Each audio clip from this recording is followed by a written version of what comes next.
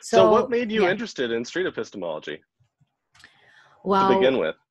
mm, yeah, I guess was just following Peter Boghossian and talking online about things that people disagree. Mm-hmm. Like just to see this difficulty of people on approaching the controversial or divergent topics, and in polarizing opinions. Mm-hmm. I see that happening. I used to be very much like that a little bit when I was a teenager. I was like, yeah, I don't want to talk about religion. I don't want to talk about sports or politics. All the things people are very passionate about, I would avoid completely. I would not talk about politics. At the beginning of my life, I got my title, my card for voting, but I would not even vote, and I would not talk about that ever. And I Mm-hmm. would try to avoid all those the sensical topics. I would try to avoid them. Later in life, I was just curious, and after school, or before and after med school, and that I had more time to think about things, I would read books to try to know more about life, reality, the truth. We always want to know the truth. So I would read more, and was when I would walk more towards to be more scientific, less into beliefs. Was a path that was difficult to go through, as because I used to not believe. I never really believed in the things. That was one of the things I was talking earlier. I never really believed in that. These stories, when people came to me and told me the religious stories and the Bible Mm-hmm. stories, I would think that was just, I would not even, I would, as kid, as a child, I would even think that was interesting. Adults telling those stories as truth. I would say, okay, Mm-hmm. that is very interesting that they will believe in this myth and that this happened in reality. Mm-hmm. Like Adam and Eve. So at Right. that point, when I was approaching those stories at 6, 7, I was like, okay, none of this is actually truth.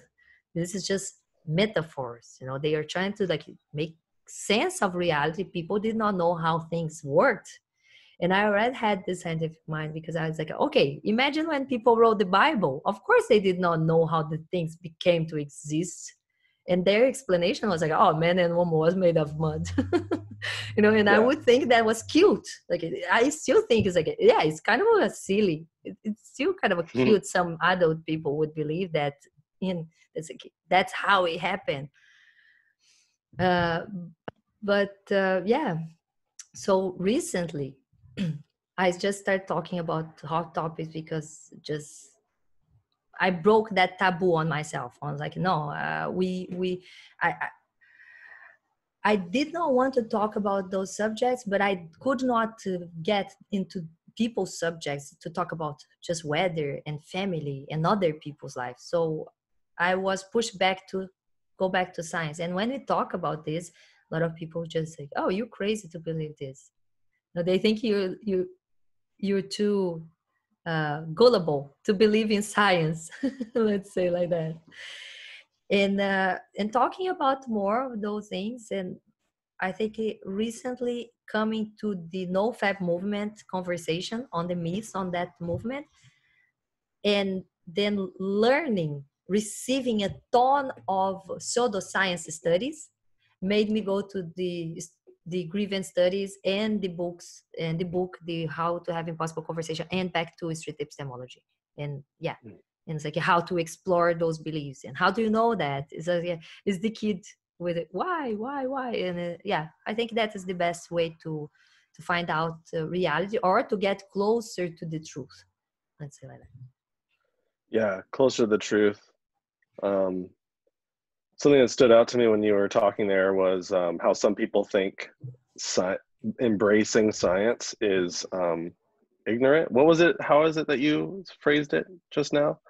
You said something about how sometimes people look at your embracing science and say, what again? Yeah, I'll give you the example clearly. The Okay, other day perfect. I was watching a guy that I follow on Twitch, and I don't know what was the original question, but it was something about religion and beliefs, and I think God. And he's like, I don't really believe in a personal God.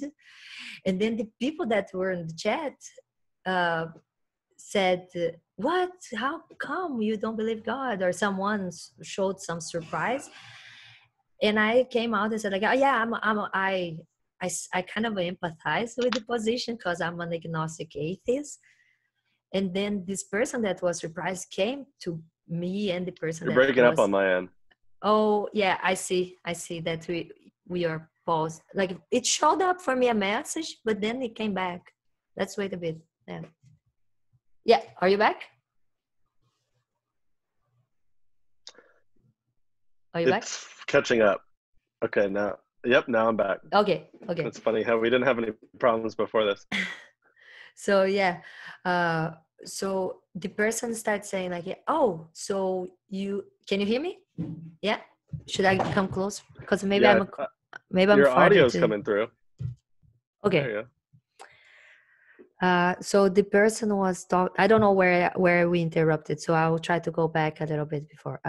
So talking about You're going to give me an example of yeah, on Twitch. So I was watching this person and some gods or beliefs came around the conversation, and the person said like, oh no, I don't believe in personal gods or stuff like this.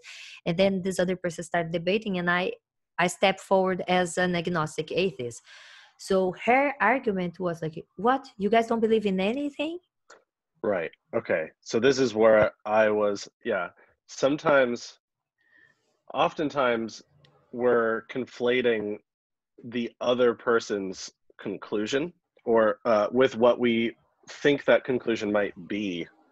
So if I say I don't have any reason to think a God is real, it's much different than saying, or it communicates differently than I don't believe in a God or I don't have any God beliefs. People in their own minds will read what they think the conclusion and means. the religious people usually reads that even farther than what you said. They actually read as, I believe there are no gods. That's what they read. Yeah. You know, that they actually think the atheist is the anti-theist. That is the person that actually already affirming that gods are not even real. It's like, no, we open for gods to exist if there is any evidence, you know, if any evidence comes out anytime soon, whatever. I'm totally up to change my mind. And praise God, sure, whatever God shows up there. I actually keep, once I think I talked to Ty and said like, you know what, I would love some God or the gods if there is more than, you know, because some people believe in so many. Maybe there are two gods that are real. They could just come and show up. It's like, hey guys, we are the real ones, so you guys can stop fighting. You know, now you know who is the real one, you know, something like that.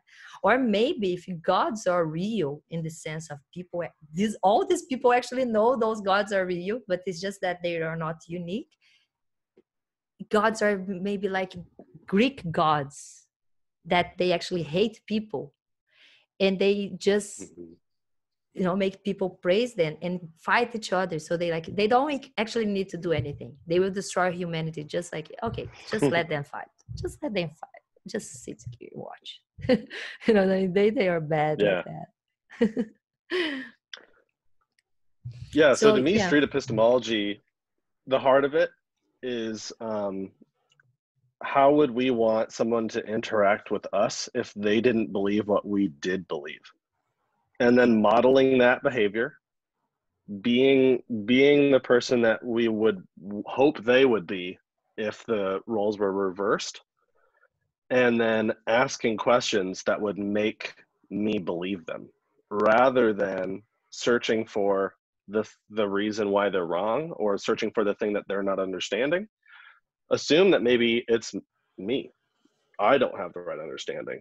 Perhaps there's some pathway to figuring out what's true that they have access to that I haven't seen yet. And then exploring what that might possibly be with them. And if we go through their reasons and we find that the questions don't have satisfying answers, then what happens then? Well, people tend to reevaluate what they were thinking. And it doesn't even necessarily need to apply where there's a dispute. Sometimes I use street epistemology when I already agree with someone in order to help redefine our reasons, to make sure that our reasons are good reasons, so that if someone else who disagrees comes in, we are prepared with a consistent line of reasoning.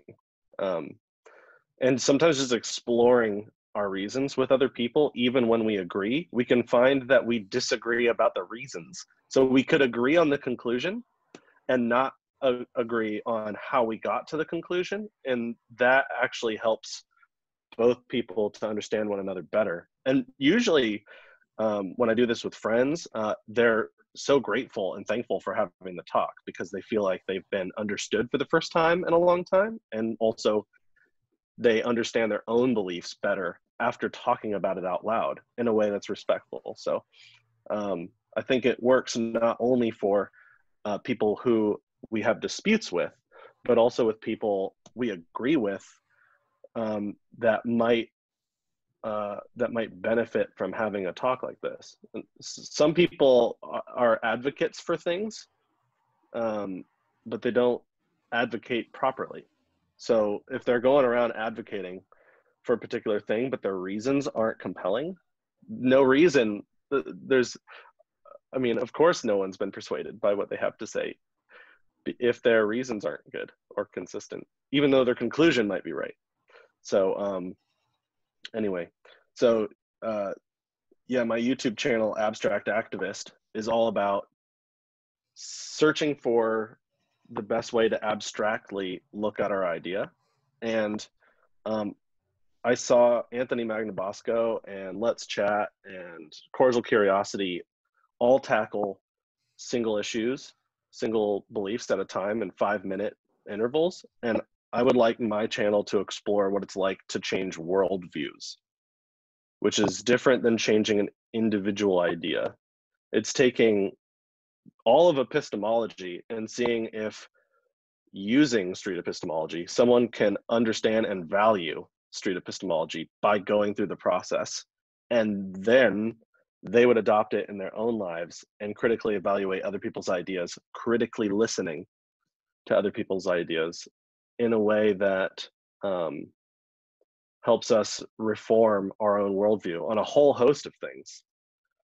So, and that's what the survey is, kind of, I think, which I sent you in a little PDF. So the survey is a way of examining reasons for believing in things without talking about anything specifically necessarily. So the survey is a great way to have an abstract conversation about why we would believe anything. Yeah. Have you had a chance to take a look at that survey? I sent it to you like 10 minutes before we started interviewing, so I should have given you more time, but if you haven't filled it out, then so I sent you through Facebook Messenger. Yeah, we could fill it out now here. if you are curious about it, or you can Yep. ask me whatever question you want, because I really want to take this where you want to go. Yeah. I'm trying to open it here. Let's share. Should be a PDF file. And also, just for anybody who might be listening, streetepistemology.com has a resources tab, and it should let you, there we go. Yeah, so there's different versions that we'll have. This will be available through streetepistemology.com under the resources tab, I believe. It's in a Google Drive document. All sorts of resources are with this. So I didn't make the survey. I hope kind of like touch it up a little bit. But I believe it was Ben Diesel and Anthony Magnabosco who worked together to make this. And I found this before going to a festival. I went to Burning Man, if you can call it a festival. And I wanted my workshop to be about this, about how to critically listen to other people And so I posted a Street Epistemology ad in the book. There's a little event book for Burning Man, and people can find me. And so I've been doing this for a while. There's only one page. And I thought a really uncontentious way to do street epistemology is not even asking about anything in particular. We can ask about things in particular. However, we can also just go through our reasons. And I've found personally that if you have somebody do this survey and you question them as to where they are within the survey, then they will re-examine beliefs for days and days after the interview is done. Oh, Cool. so yeah, no, I was just trying I to hear you put now. this in a position that we can actually see, and maybe I can save Oh it. yeah. Because I was thinking of like the idea of like saving it for later analysis, because you said some people sometimes So change. I'll send you the link. I'll send you the link to it.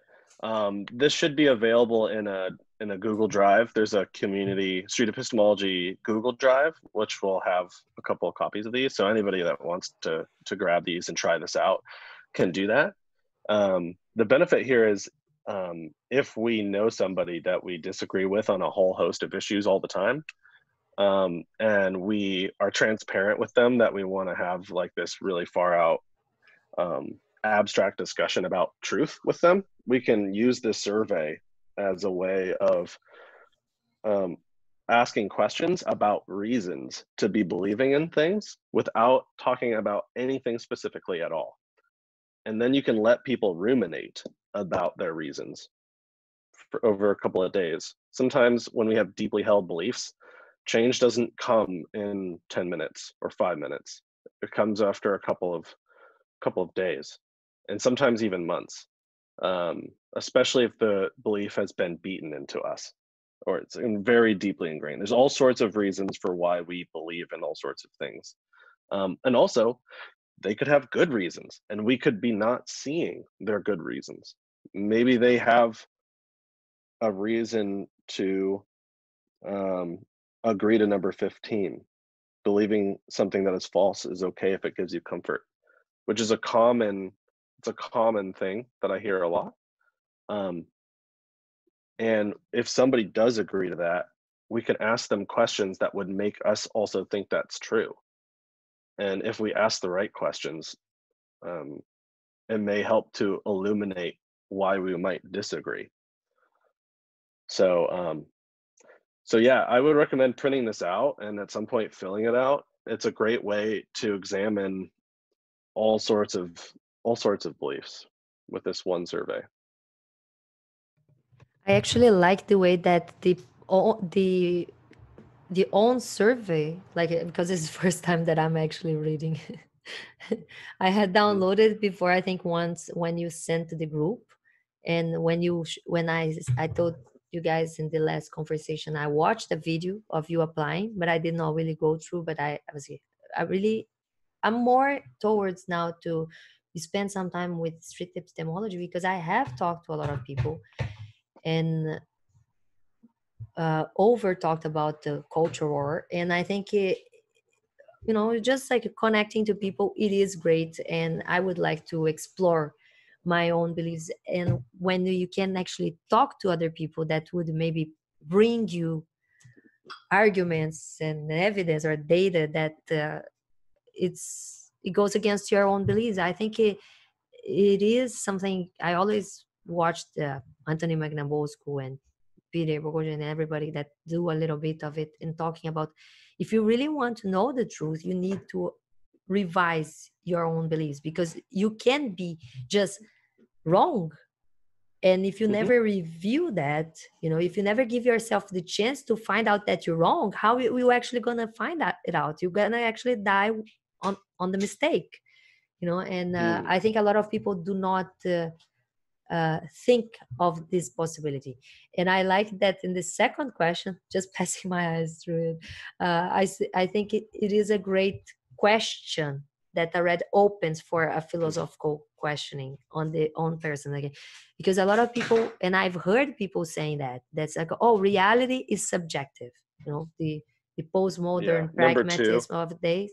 Uh, and it opens more like that. It's like, are you really saying that there are many different realities, or it Right. is like this? You know, it's more like a statement that makes people think that this is the right way that would be. So I don't know, because I was talking earlier with someone talking about political compass, and he was saying that he watched Ben Shapiro doing a political compass and talking about how the questions are biased. I would say like this questionnaire, it's biased towards towards reality and kind of like scientific method, because I read put this question in this way that I think it is a more reasonable way to see life. But then I could be just like like I said, just like you already confirming my beliefs. Yeah. So whenever I'm feeling strongly convicted in something, um, my first, now that I've practiced street epistemology a lot, is I try to practice street epistemology on myself. So what would it take for me to think this thing isn't true?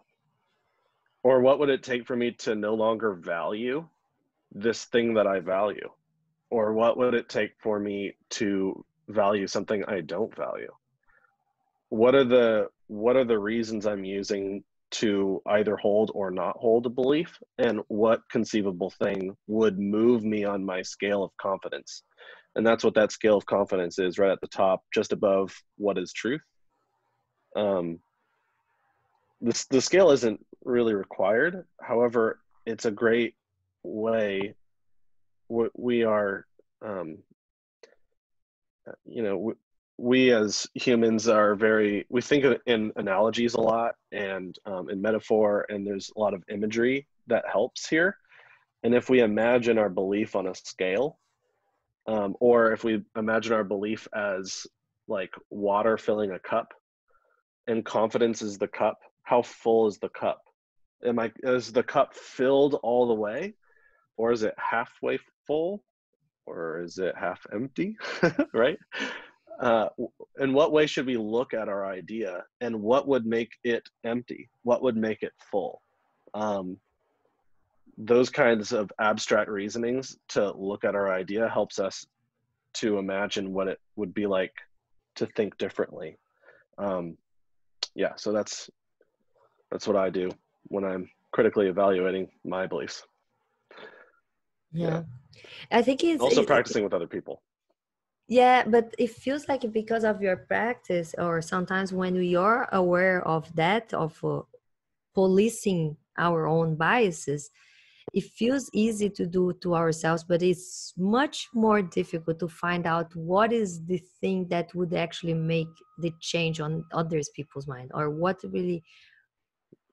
is like, because one of the things that I think is the most difficult in street epistemology is that you actually have a conversational partner that is really honestly reviewing his beliefs and not just trying to change our mind, Right. Yeah. And we can get people to honestly reevaluate and reconsider it. I think the best thing is honesty. That's what will encourage that. Honestly tell somebody that you want to explore the edges of their belief with them, and let them know that it's not about telling them that they're wrong, but it's about exploring how they could know that they are correct or have the correct understanding. Also, just a side note, I'm still looking at the survey here. Yeah. Did you want to fill it out, or did you want to end the screen sharing? Okay. Yeah, okay. we can. Yeah, because it's just like one sentence. We can do this pretty fast, and I can just save it, and then you can do something else. This will be a nice template, and I encourage you to not be discouraged about shifting. If you think that you agree in one instance and then you reevaluate and you think you disagree, or vice versa, just let the shifting happen. Let yourself move around on it. This is the first time you've looked at the survey, so there's no, Yeah. don't worry I'll about put the next here. being too self-conscious about Oh anything. my gosh, it's big. So the first Notes. one is truth is that which best matches reality. Do you agree or do you disagree to that? Sounds like right. I'm putting an X here. Can you put an X in there, or do you have a printer? Yeah. Because you could just print it out. Oh yeah, no, I don't have the printer, but I'll save it later as a PDF. Okay. So it's gonna be here, and I'm gonna just. Can I? I could also send you an Excel of it as well, but. Just see if. And I've got a copy of it, hard copy of it, so I can fill out your answers as we go. I think we're good. Yeah, because I can just keep putting X's around here. So yeah. Yeah, it looks right. True is that which best matches reality. I guess so. Yeah. With people, Okay. you want to read the questions and then I yeah, sure. Okay. The first, so imagine someone else is saying each one of these statements, and your goal is to either strongly or maybe weakly agree or disagree with all of the statements. So the first statement this person is saying is truth is that which best matches reality. Okay. Strongly agree. Do you agree? Yeah. Okay. Great. Can you see, am I sharing my screen with you right now? Can you see that I read? Yes. Yeah, okay. I see a little window with you in it, and I see the survey. So okay. So I'm gonna check that. Yeah. All right. Number 2, people experience the same reality and only interpret it differently. Yeah, I totally agree with that. It's something that like I said, I think is the right way to say it. Okay. And that is the reality is subjective, the coexist, and to really try to apologize for all the beliefs, it is a little bit like that. And I was like, no, we need to step back on that there is only one, and we do have the subjectivity of the perception of it, and the different perceptions that is very individual doesn't change the reality that is only one and we all share. Because I guess we can use many examples. We can talk about crazy people, like, hallucinations. We kind of a diagnose. We can tell some people have this, sometimes schizophrenia or just or sometimes an isolated case of an hallucination. It could be like, yeah, we have explanation for that, and it's not that actually happened. Like, it's not that there was a unicorn here, guys, for that person it was, but it's like, and some people say, oh no, in another, I don't know if people do believe that, they might believe in another way that reality also works. They will say like, oh no, because there are many universes that are just parallel right here and you can access. And I was like, yeah, but I don't believe that. oftentimes people will look for the exception to each one of these principles as we go, and you'll hear all sorts of stuff. What I most of the time hear from other people from number 2 is that they say, whose reality? As if reality is what you perceive rather than the environment in which we share.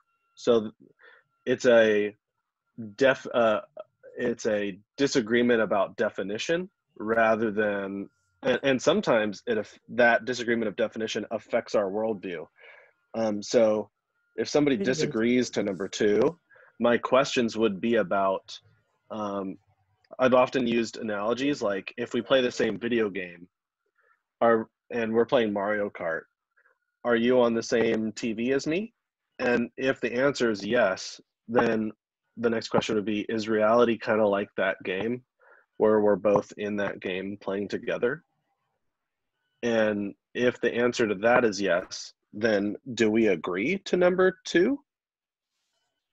So that's how we get people to reevaluate. We could be wrong. You and I, we both agree to number 2, but we could be wrong about agreeing to number 2. So what questions would we ask that would make us agree to number two, right? Or that would make us disagree to number two.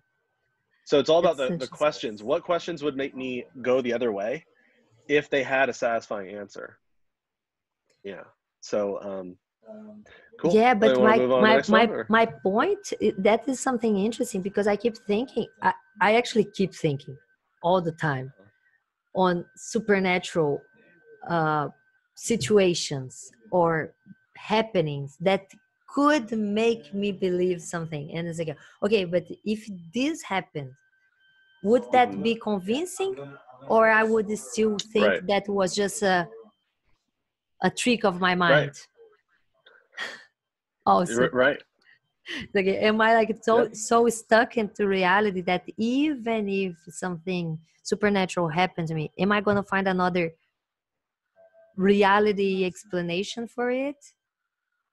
You know, I was like, and I'm not sure about it, because I really don't see what would make you believe in ghosts? Yeah, that's like, or something like that. How someone would convince me that there are different realities and that we all experience an interface of them. Yeah.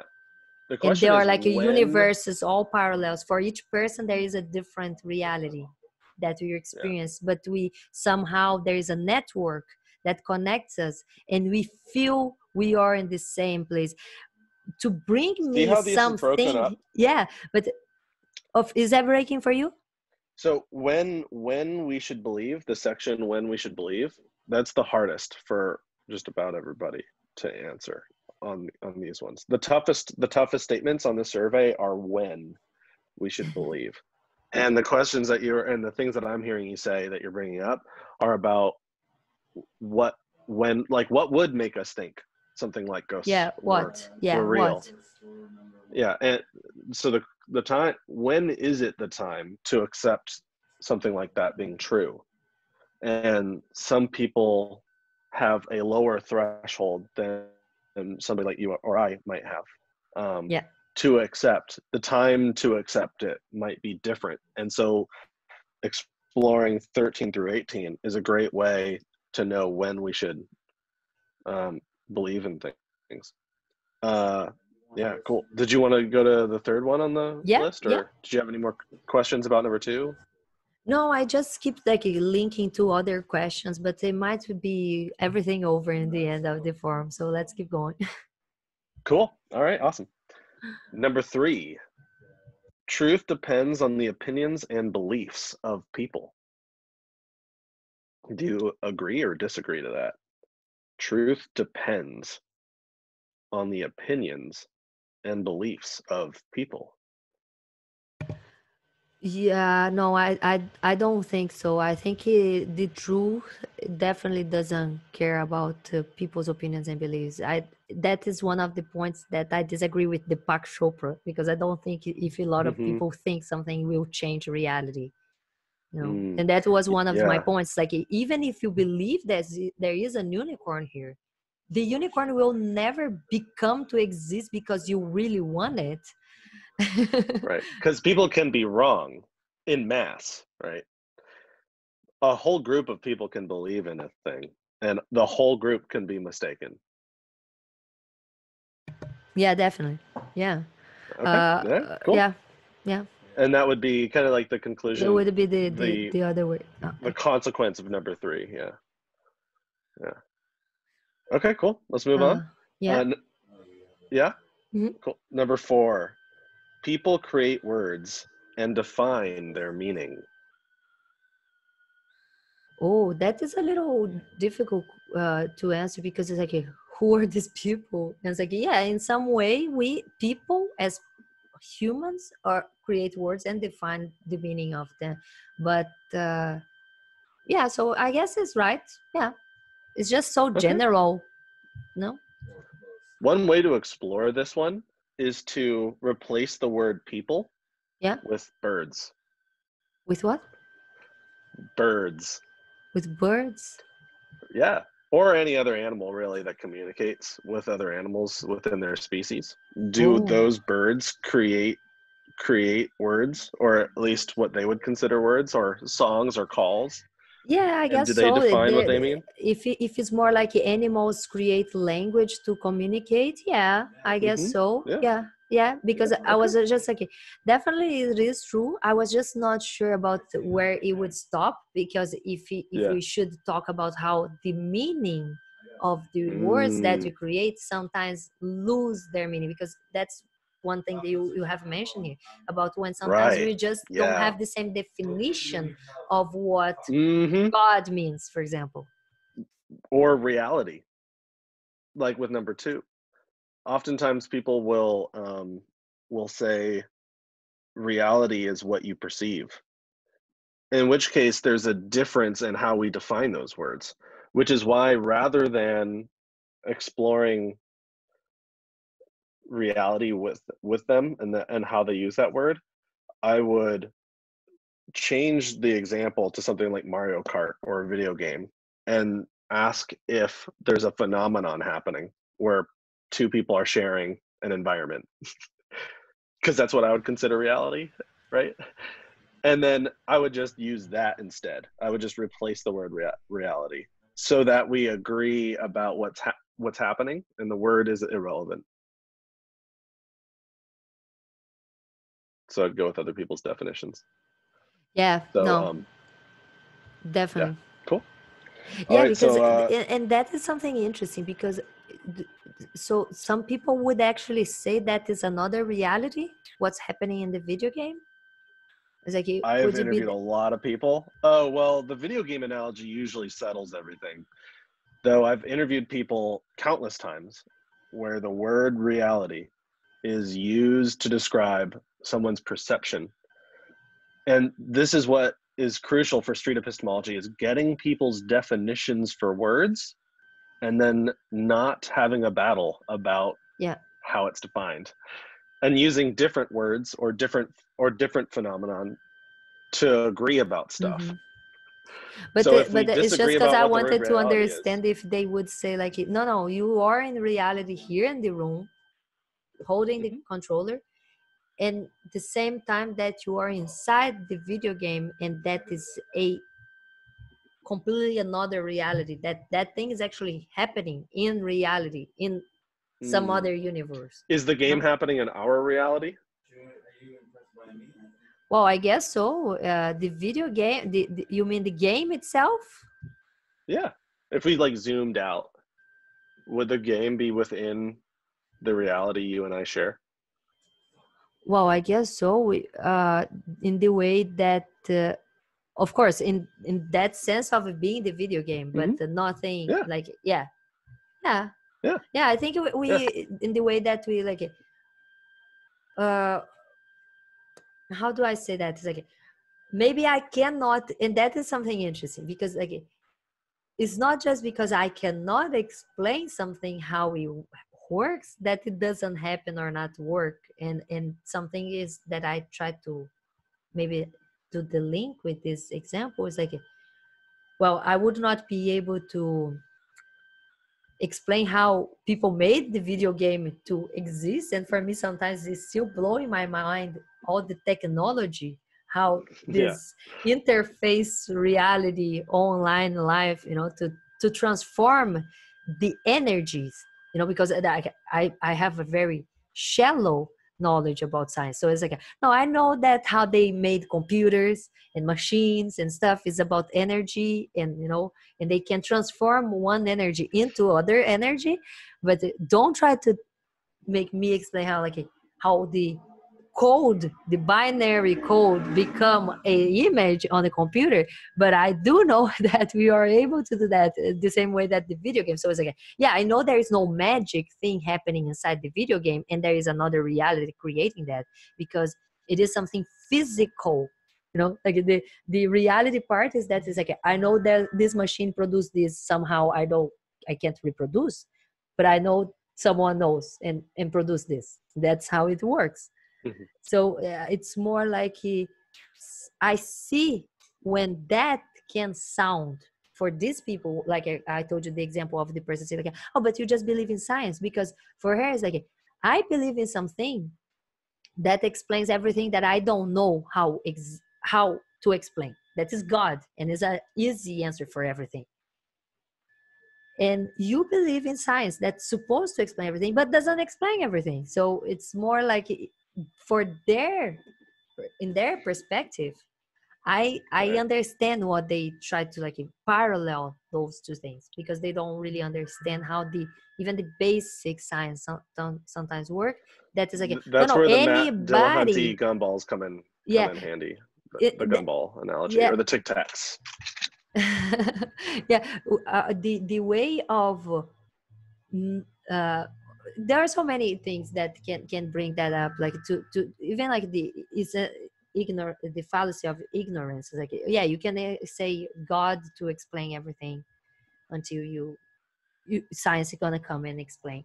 But I think it is this sense of like, you don't understand that the science can be performed and arrive at the same conclusion by anybody that go through this path. So you just need to be a scientist, like, or to go through this path or education, and you're going to be able to perform and find the same conclusions, different from the method of just praying. Because if it was simply praying, let's say like this, is what I would expect. And that was a point in my life when I was really looking for some type of spirituality. I think it became so evident for me that it did not make sense that would have so many people advocating for different gods, and so many people lost without find gods. Because if God was whatever one of them, and you just need to pray, you would be able to find out the real one just by yourself, and not need anybody to tell you, or be born in such a specific place to know. So I think it comes to that, the idea of the meaning and the environment, that I think this question brings. Because it's like you see how this process though is it's about going with cultural other people's about environment definitions. So this process is very much about accepting other people's definitions for words without much of a fight at all. Just somebody says reality is your perception, then that's how we are going to use it for this conversation. And let's look for a word that would work for my understanding of what reality is. If reality is the laws of physics and our environment rolled into one, how can we use an analogy, or how could we bring about a story to see whether or not we see eye to eye about that phenomenon? Is there a laws of physics and an environment in which we share, and does it work the same for both of us? Do people experience the same reality and only interpret it differently? And so those are different ways to go about looking at number 2 without having to agree with the word. And number 4 here, people create words and define their meaning, is a great way to explain why I would just accept other people's definition and try to make new words to create new definitions. So yeah, that's cool. Did you want to move on to number 5? Yeah, let's do it. Okay. Number 5, something is true if everyone agrees to it. Well, I'll have to disagree. Yeah. Every single person can think a thing is true, and all of them can be wrong. And it doesn't matter how many people believe in it for it to be false if it is false. Yeah. Is that right? Yeah, okay. That's the point of number 5. The fallacy of popularity. But everybody there's different believes ways something. of looking at that. The most common popularity fallacy in Brazil towards religiosity is that everybody believes something. Everybody believes God. Why would you not? So let's go. Okay. Number 6, strong belief, even without action, can change external reality.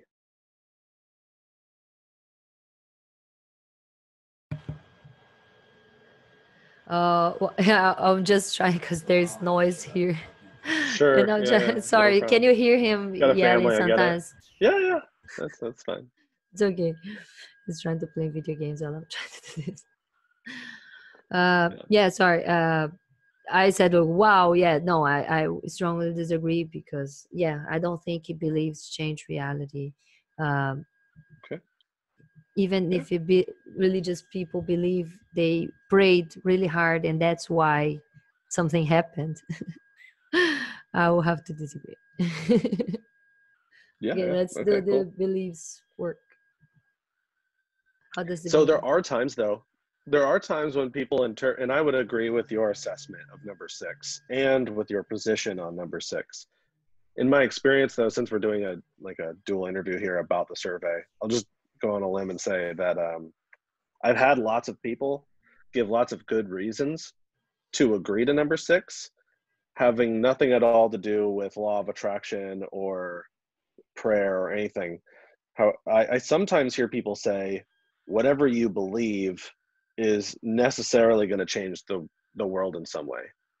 So if you hold a position, if you hold one position on one political issue and then change that political issue, that position to the opposite, it would Mhm. change how you interact with people and it would change the way you go about life. So I agree with the way that you interpreted it. However, if somebody else interprets this one differently, I go with it. Mhm. I just go with their interpretation. If they Sometimes you interpret try number to six, ask, uh, do you try to usually when you applying it, is that common that people are actually doing this back forward and talking to you like trying to explain their point? So sometimes you take yeah, notes or anything about that to for future conversations, something? yeah, we explore the reasons for why they would disagree and charitably understand those. So the reasons why you disagreed to number six was that you don't think like the prayer or law of attraction will work necessarily, or you don't think that there are good reasons to think that those things do work, right? So the burden's not on you to prove that that's the case because you Yeah. just don't accept it. And I wouldn't need to fight with you on that one. I would just check it there. But If I'm somebody just though, thinking if yeah, someone could bring me anything that I would assume that I would accept as reality in as number six that is not that, I actually can't find. I think like the difficult part is that even without action, because strong beliefs will probably move you to mm, take actions and to do things in the sense of let's say, I don't know. I'm gonna give you an example. For example, my brother, when he was mm-hmm, in med school, strong, and he was converted to evangelical, and mm-hmm, really into yeah, diving really deep into it. He would study really, really hard, the same way that he always did, and he always had great scores. But when he became religious, he would wake up in the middle of the night to pray because he believed that the prayer it would be the thing that would yeah. make His him do behavior, his better in behavior was the different school. because of his belief, right? So it is in somehow, yes, the strong belief change, but you see that there is the action. So when it says even without action is when I push to strong disagree. Right. But Yeah. I And that's can the find an spirit of that. example that Yeah. I would maybe say, yes, I do think is even without action can change external reality, because I think I point this out when I talked to Benjamin Boyce last week, talking about why do we talk so much against extremists when we acknowledge that the extremists are very few examples of the groups and not the majority, and how the Mm-hmm. majority being good is something completely useless on the fight because they don't help. And it would be that would be me pushing me to not to strongly disagree but just disagree, Yeah. because I actually point this as a point saying like, look, every good religious or every good Muslim that is not is extremist but does not justify but does not condemn violent acts because of their religious, they actually doing bad because not that they support but they apologize or just or excuse the bad behavior. So it would push me a little bit back to just disagree, let's say. But I'm comfortable with that. And I don't know if you got my Cool. point of like that, because it's like, yeah, on the smallest, the smallest Yeah, the minority word is versus external the, reality. yeah. Yeah, I hear you.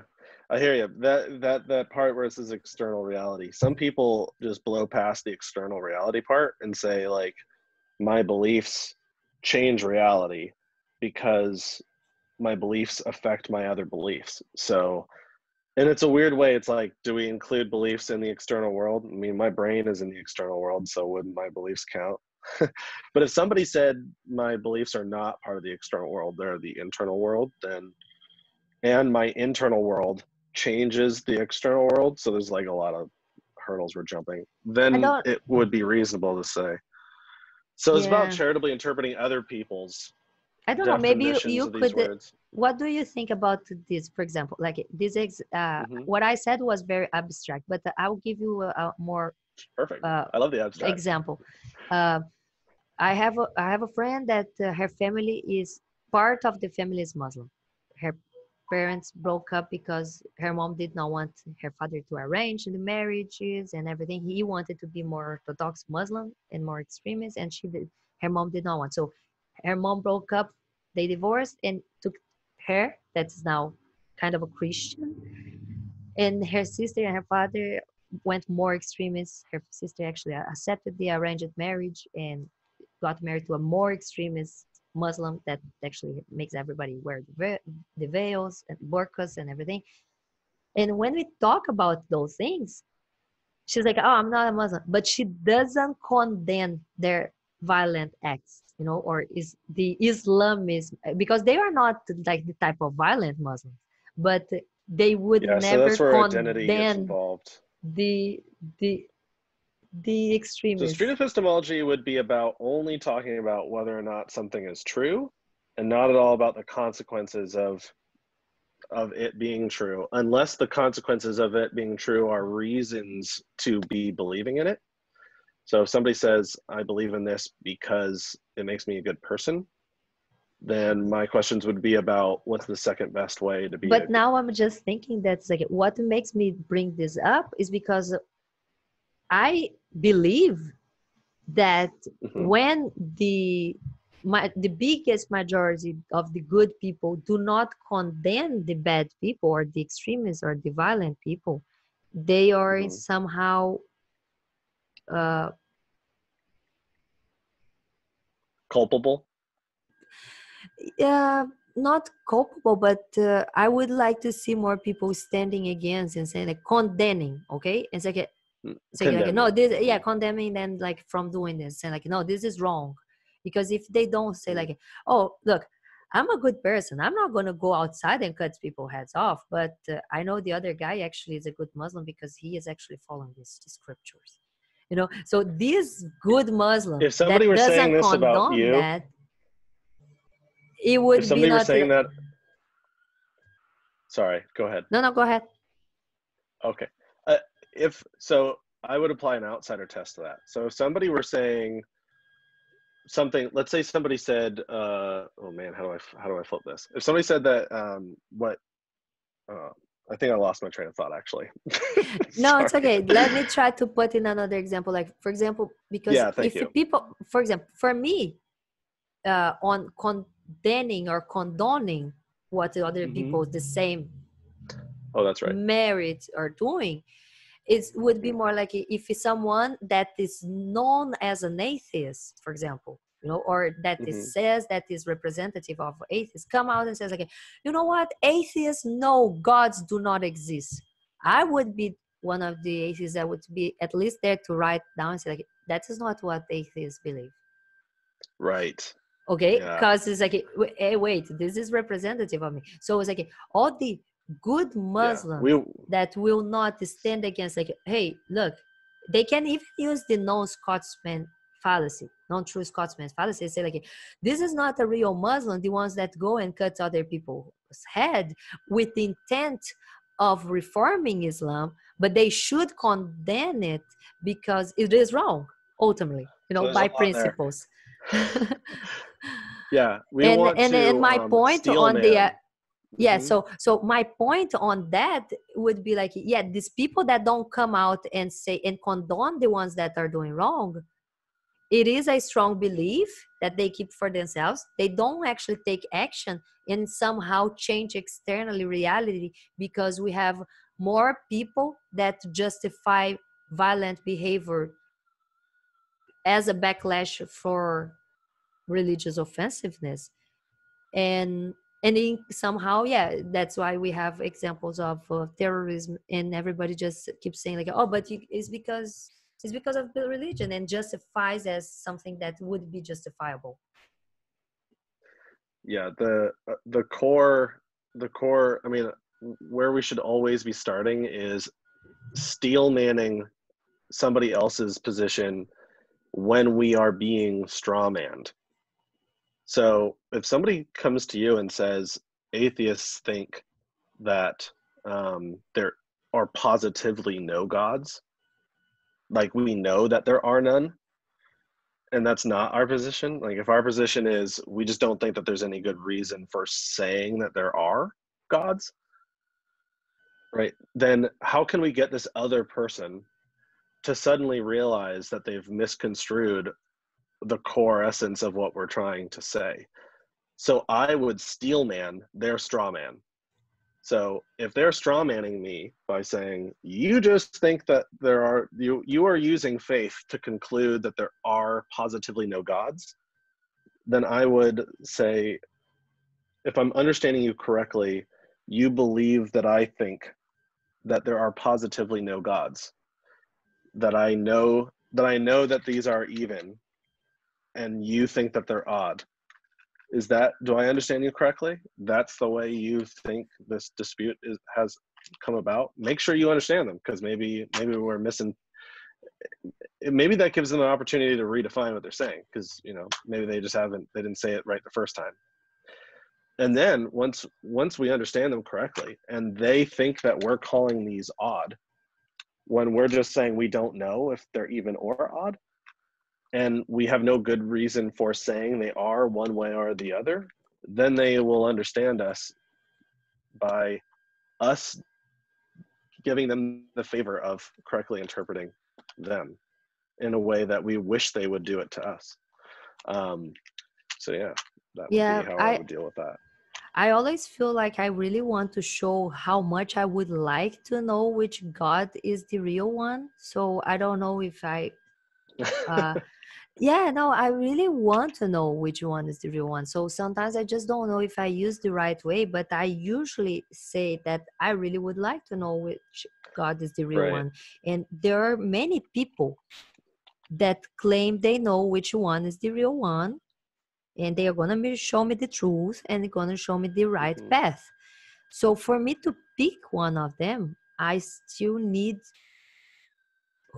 to put them in a scale. Like, let's say that I have two people telling me that real God is their God, but they don't have the same God. They don't, Mm-hmm. they do not share the same God. For me to choose in between these two people's God, what would be the best way to find out when they actually have the same arguments and the same uh, Yeah, evidence? that's how we realize their reasons aren't good. If they can be applied to all sorts of ideas and still and conclude all sorts of things, then we can recognize those as not very good reasons, right? If somebody says I believe it based on faith, and then we get their definition for faith, and their definition for faith is believing in things without evidence, or accepting things as, or hoping things to be true, or something to that effect, or pretending to know things we don't know until we are convinced they're true, which is Yeah. often said in different words. Then we just say, can I use faith to conclude anything I want? Like, how about unicorns? Can I use faith to conclude unicorns? And if the answer is no, right, which is the only way that we could feel justified to be using faith as a reason, then I'd have to ask, why not? Why can't I use faith to believe in unicorns? Is there Is there something, well, maybe it's because it's obviously not the case. Well, what makes it obvious? Is there Well, something? And then I people think, usually revert to the question. They'll say, because the question exists as to why we are here, right? Therefore, the question is so compelling, I have to answer it somehow. So there has to be an answer out there. So I think it's this one. I think the unicorn They'll is a appeal to good the question. example. I love the unicorn example because the unicorn example for most of people would be like just a silly, easy example for them to refute, you know? So they say My like, favorite's oh, mermaids, why unicorn? And personally. they like, oh, but the unicorn. And mermaids actually is a great one because you could say like, oh, you have not checked everything. We don't even know everything that is under the sea. No, and it's like, so it could be somewhere that you did not verify. How can you actually affirm there are no mermaids, you know? And that is actually that's why I like the mermaid example, because there's a place to look, but it's so big that you couldn't possibly look at all of it. So the mermaids example is great because a lot of the time, and I'm skipping ahead here, but number 17 is the hardest one on the survey for a lot of people. Number 17 is, someone is justified in their beliefs until they're proven wrong. So most people I've met. My gosh, let's go. Let's finish this. We need to go. So should we keep going down the list? Let's keep going the list. Just let's do the 7 at least, because I see that it is a good question. Because earlier in the beginning of the conversation, I don't even know if you were recording at that time, but I think so.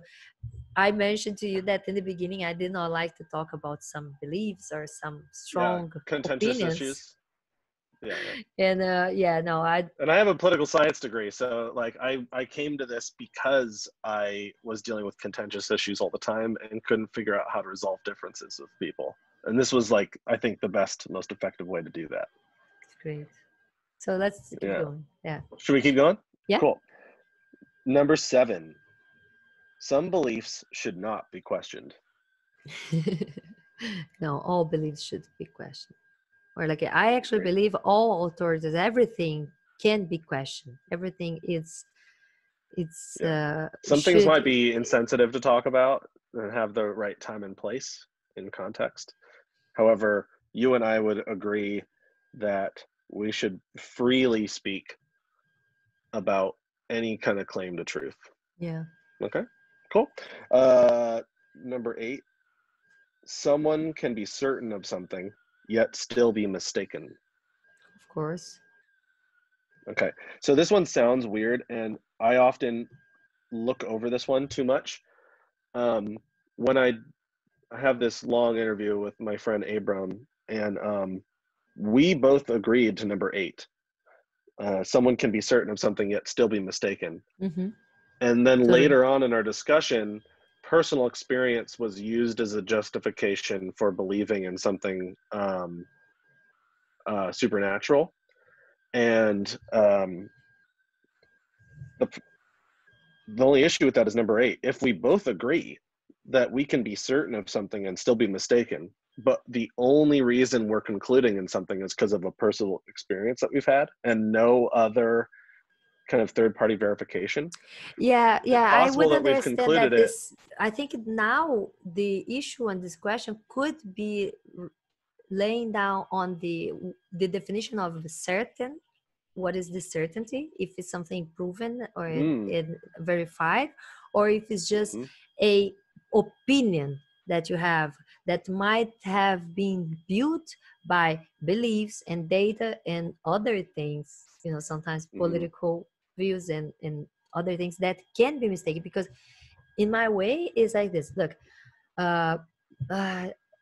that's probably not the best example, but earlier I was talking about the people that would refuse to go through medicine and treatment to pray or to take in favor of prayer. They don't want to do medicine. Let's say, and these people, I don't think they have any doubt they are doing the best for themselves. even if they are mistaken. Yeah, they they're are actually confident. And very they can still be confident and wrong. certain. Yeah, and they still wrong about it. So that's a good example, though it's difficult because that's about whether or not their strategy is in line with their goal, right? So if they have a goal, let's say their goal is to survive, is not taking this treatment the best strategy to achieve that goal, right? Which is it's definitely something we can use SE to dissect, though the easier ones to dissect are fact claims, like it really was grandma's voice that I heard last night in the middle of the night, right? That either happened or it didn't happen. Like either grandma was talking to us or grandma wasn't talking to us. Or my personal favorite example would, and I usually go with my interviewers' examples as best as I can. My favorite example to bring up though would be speaking in tongues. So if someone is out there speaking in tongues and they're telling us, they're reporting it back to us, that it's this emotional, visceral experience that they're having, and they are convinced that it's a divine language that they're speaking when they're in this trance. You and I would look at those people and say they might be mistaken. They might just be making it all up in their head and telling themselves that it is a divine message. And if that's possible, if it's possible for human beings to do that, how do we know we're not doing that ourselves about anything that we think?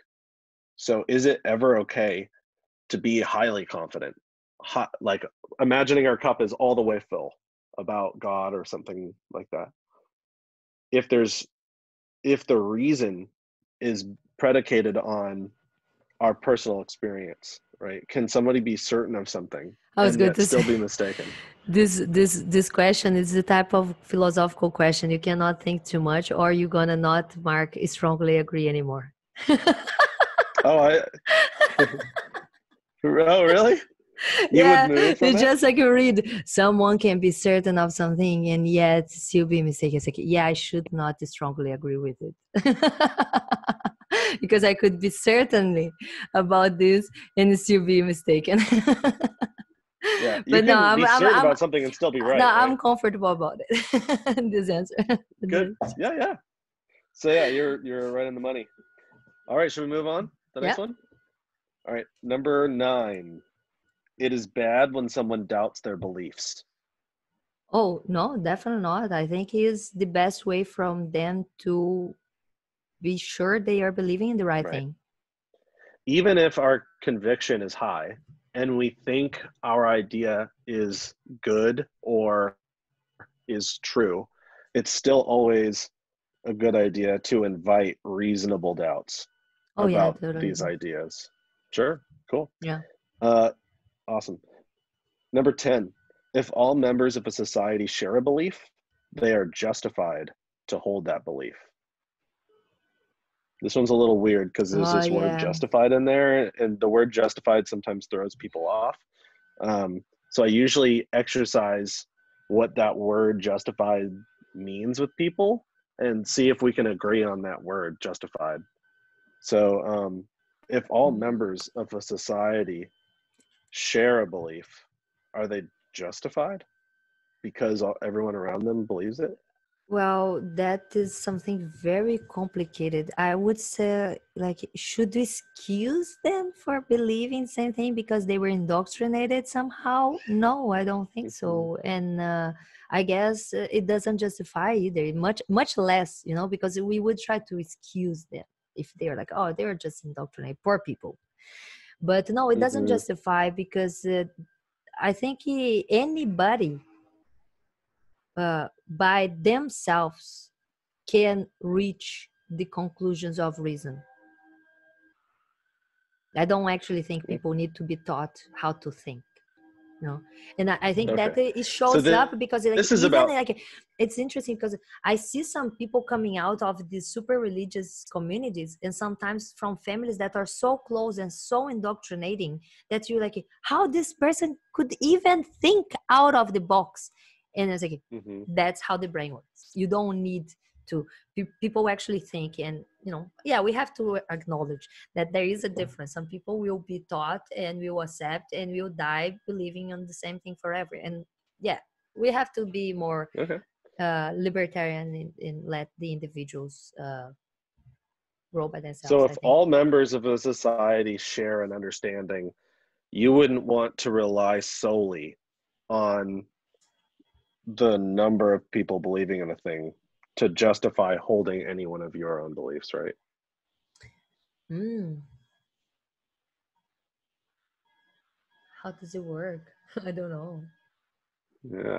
So this gets me thinking a lot too, because I often, if I don't know, like I'm no biologist. I took physics and chemistry and Yeah. uh, astronomy, Yeah. um, but I never took biology classes. So I just like skipped it all. So if other people have more knowledge about that thing and they've done more education on it, and they seem to have a consensus view with other people who have done the research as well, then I'll use that as a reason to be more confident in what they're saying. Yeah. However, I don't think I would ever use the people around me believing in a thing as a reason for also believing in it on its own. I'd have to know why they think it's true and Yeah. how they determined that it's true and whether or not those methods are reliable. Because everybody, like, so if a bunch of astrologers got together and they're all believing in astrology, is it true because of the number of people believing in it? Right? If I'm in a room with a bunch of other astrologers, or Yeah. are they using methods that are reliable? And if they tend to, then I should be open to it. If they're not doing that, then they could all be wrong. So number 10, if all members of a society share a belief, they are justified to hold that belief. That's kind of what that's getting Yeah. at. So you Yeah. would disagree? I would disagree. I think anybody can get out of beliefs, can get into Yeah. conclusions by themselves and break out of just indoctrination for sure. Even if you don't Cool. need to have like a savior, you know, as some people would say, like, oh no, the atheist movement is important to save people. It's like, no, we are not indoctrinating in any way.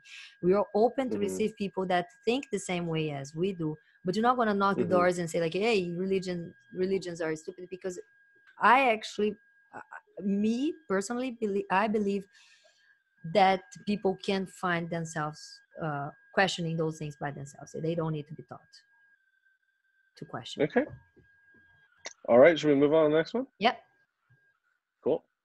Number 11, believing something that is false feels just like believing something that is true. This is one of my favorite ones on the whole Yeah, survey. I love this I one. might agree. I might agree because it's the idea of at least the way that was written. Yeah. I think is about belief. So it would be the same methodology. You know, if you're Mm, using just faith, you might feel justifiable or justified yeah. with your belief, and it's gonna feel, you know, it's gonna feel good, and it could be right or wrong. But if it's driven by faith, mm, Hmm. yeah, might be the same way, you know, Yeah. same value. This is a great way to empathize with our past self. So if somebody ever disagrees to number 11, if they say believing in something that is false does not feel like believing something that is true, Yeah, as if we know how innately we would know what everything how that's would true. know. Yeah. And it's Yeah. Then interesting I would question just because how you would know that imagine, the truth, if it's a belief, how you gonna verify? You know, because the belief is something that there is no evidence or way to verify. yeah, the So whole idea is that our beliefs are separate from our feelings about them. So I can feel confident in a thing that's false, yeah, right? we could all think, we can all be thinking in something that's false, but the feeling associated with that confidence is separate entirely. That feeling is just about how convinced we think we really are and how ingrained in the idea we are. And so this is a great way to empathize with our past self. If anyone disagrees to number 11, I would ask them, can you imagine a time where you were mistaken about something? And then could you describe to me how you felt when you were believing in that thing that was false? Did it not feel true to you at that time? If you did think it was true and it wasn't, didn't you feel like it was true? And then once you found out you were wrong, didn't you like go, oh man, feel bad for a second, but now the new truth that you now hold, doesn't that feel just like what's true now? It's a Now that great you've let go of the old one? Yeah, so this is like a way of looking at and separating feelings from conclusions. Yeah. Cool. Anything else to say on that one, or? No, I would be interested to hear someone finding an example to just fight the other way around, to say like, oh no, I've got them. I've got them recorded. Subscribe to my channel. You'll see them. There's lots of them. And The most interesting interviews. The most interesting interviews are when number one is disagreement.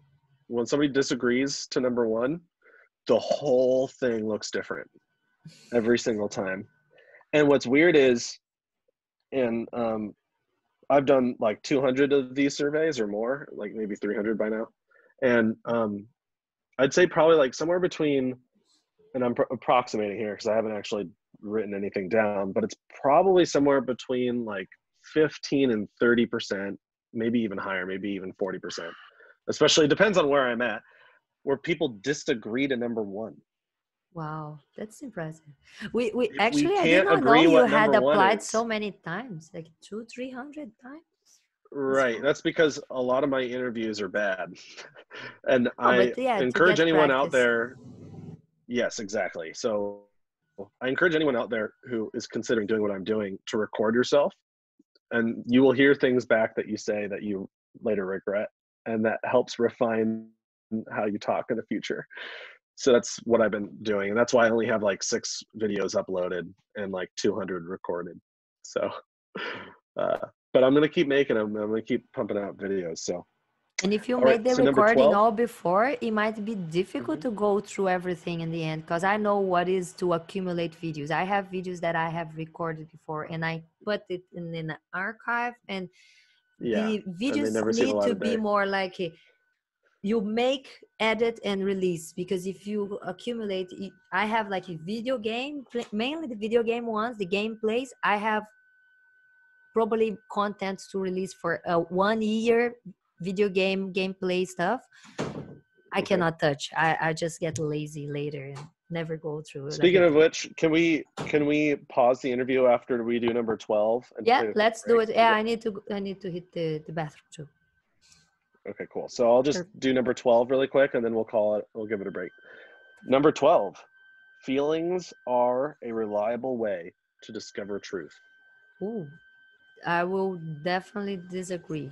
I don't know if I want to strongly disagree, because I know we are made of feelings and it's something very natural that we put it everywhere, but definitely not a good way to talk or to approach reality. I think I would say that is even the other way around, because other day in a conversation I was mentioning how why do we call people sometimes like infantile? That is like because kids behave with only emotions, and when adults behave like that, we call them childish.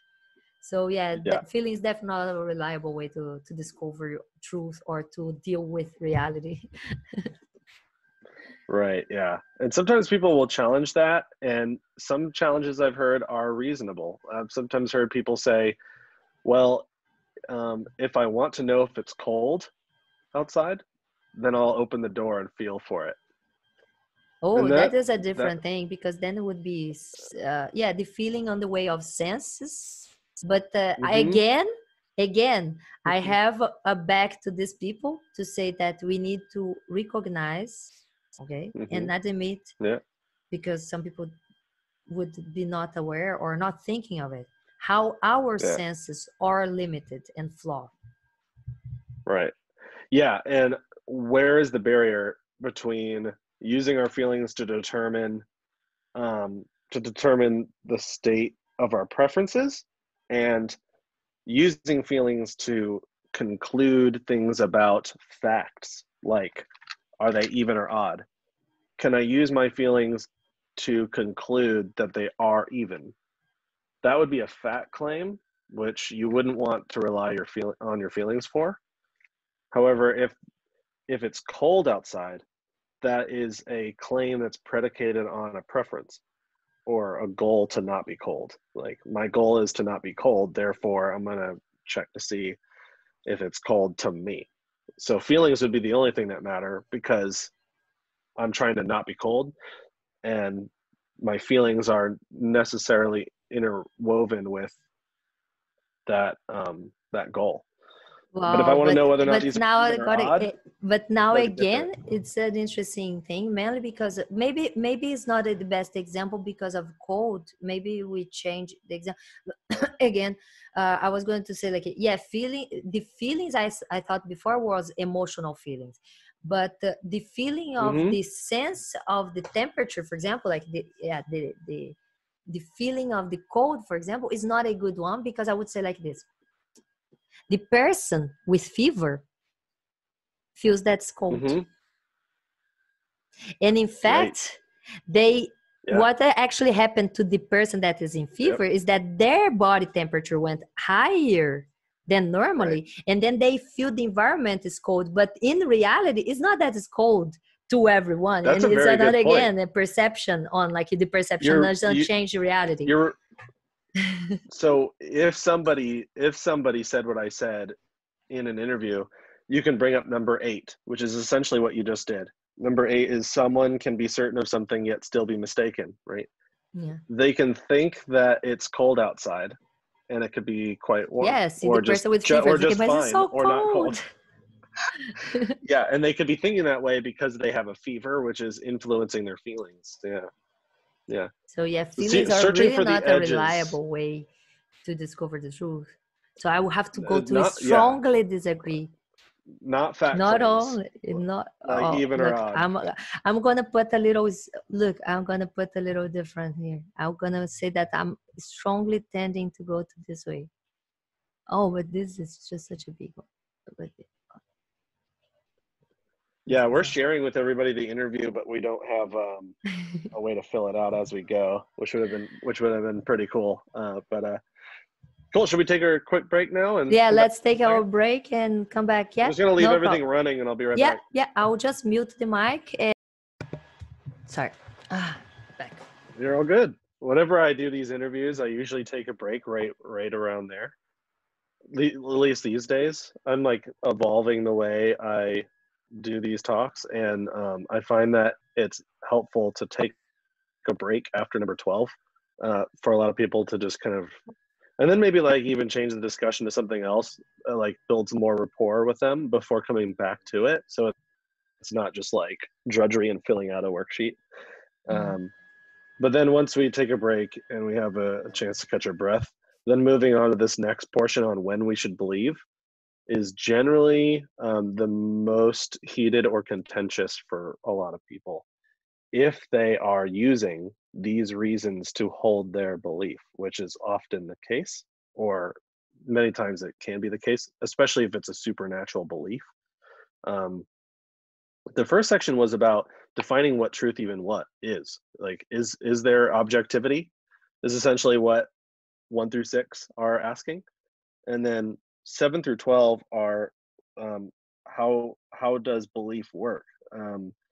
How is belief different than what's true, and what principles do we live by to either accept or reject beliefs? Like, should we believe things because of other people?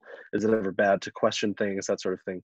And this section is about when we should believe. So most of the time people are concluding things because because something isn't settled, right? So if something's still up for debate, then it's okay to conclude something about it. And so this is usually about helping people to see that. Um, so let's go dig through it. Number 13, believing something without evidence is admirable. Well, yeah, I have to strongly disagree. And it's like super sad Yeah. face. A lot of people will strongly disagree, and yet they will still believe in things without evidence. And so this is a good way to show if there isn't, or to help somebody else to admit to themselves that if there isn't evidence, or something that we would consider to be reasonable evidence, would we then let go of the idea? So if somebody is believing in something far out, like unicorns or mermaids or something like that, and they disagree to number 13, like you just did, then um, I would use that point later in a later talk to talk about whether or not they have evidence. Are Yeah, we, I so imagine in that other words, one can we of disagree? Can we disagree to number 13 here and then later find ourselves believing in a thing without any evidence? And what would we do if we recognized our conundrum yeah. like that? If we found ourselves believing in something without any evidence at all, would we then let go of that belief? And it's good to Maybe ask not. people Maybe you that would just question. try to change that belief that you did not have any evidence, because that would be my point. It's like, wow, if I actually find myself being proud of something that I believe without evidence, uh, I should just change the belief or try to get more Yeah. knowledge and evidence for that. The Or pour a little point, confidence out of our cup, right? To lower our confidence. yes, but I Yeah. think the interesting thing on the question that again you maybe would find out people just having trouble with the definition of what the evidence is, because you have to recognize that for people, for Right. religious people, evidence is something that is also not well defined. They use as evidence Yeah. like personal experience, and I Right. have made a video in Portuguese That's number talking 8. about personal experience should not be called evidence, for example, Right, and which or is the why we Holy have number Bible. 8 on here. So number 8 on here is someone can be certain of something yet still be mistaken. That's calling into question whether or not a personal experience is evidence, or could personal experience be mistaken? And if it can, then it doesn't seem to be reliable evidence, right? And therefore, we wouldn't include it as evidence to be considered, right? So that number 13, I would encourage anyone doing this survey to be really abstract about it. It's not about what evidence to consider. It's just acknowledging the fact that if we suddenly found ourselves um, realizing that the evidence wasn't really evidence, would that be sufficient to lower our Yeah. confidence? And if the answer is no, then there's something else going on here. If our Yeah, so beliefs are based on evidence, that's then a good it point. should drop the confidence. Yeah. Yeah. If it's not an argument that would lower your confidence, why would you be using it to raise your confidence? Hmm. Because you're not actually using it in this, it's not that actually has a value that you attach to it, or Hmm. you actually using the value of it as a principle. You only use it if the result is positive to your conclusion. Yeah, yeah. So whether or not people consider things evidence would be a great discussion to have, although it would be a very different discussion than number 13. The discussion for number 13 isn't what is considered evidence at all, just that if we found ourselves not having sufficient evidence, would we let go of the idea before we examine whether or not the evidence is sufficient? And this is a great way to invoke wonder. So if somebody hasn't even begun to wonder what it's like for their idea to not be true, this is a good way to invoke wonder um, about evidence and how much weight we use, how much weight evidence is used to be confident in conclusions. Yeah. And if evidence is being used to go up on our scale of confidence, the question would then be, would realizing that evidence isn't good lower us? And if it doesn't lower us in the same way that it makes us go up, then there's an inconsistent standard here. And maybe we want this thing to be true more so than we appeal to the evidence, whether or not it actually is. Yeah. So 13 is a little weird like that. It's a really good one. It's just about our standards. Mm-hmm.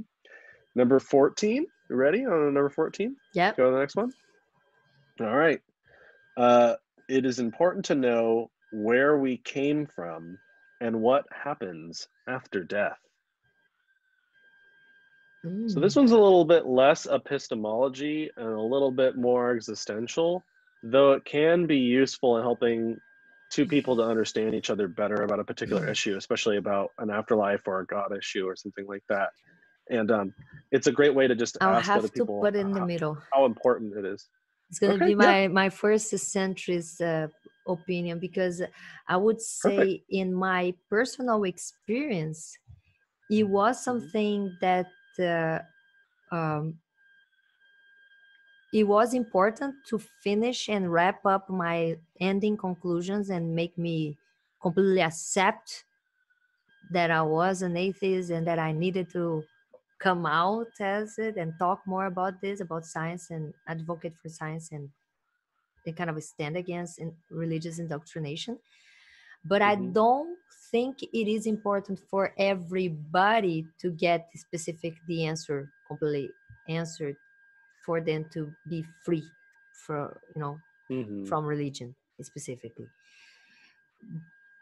Anyways, I would say it definitely might be the question of everybody, even if they're not going to answer in the proper way till they die.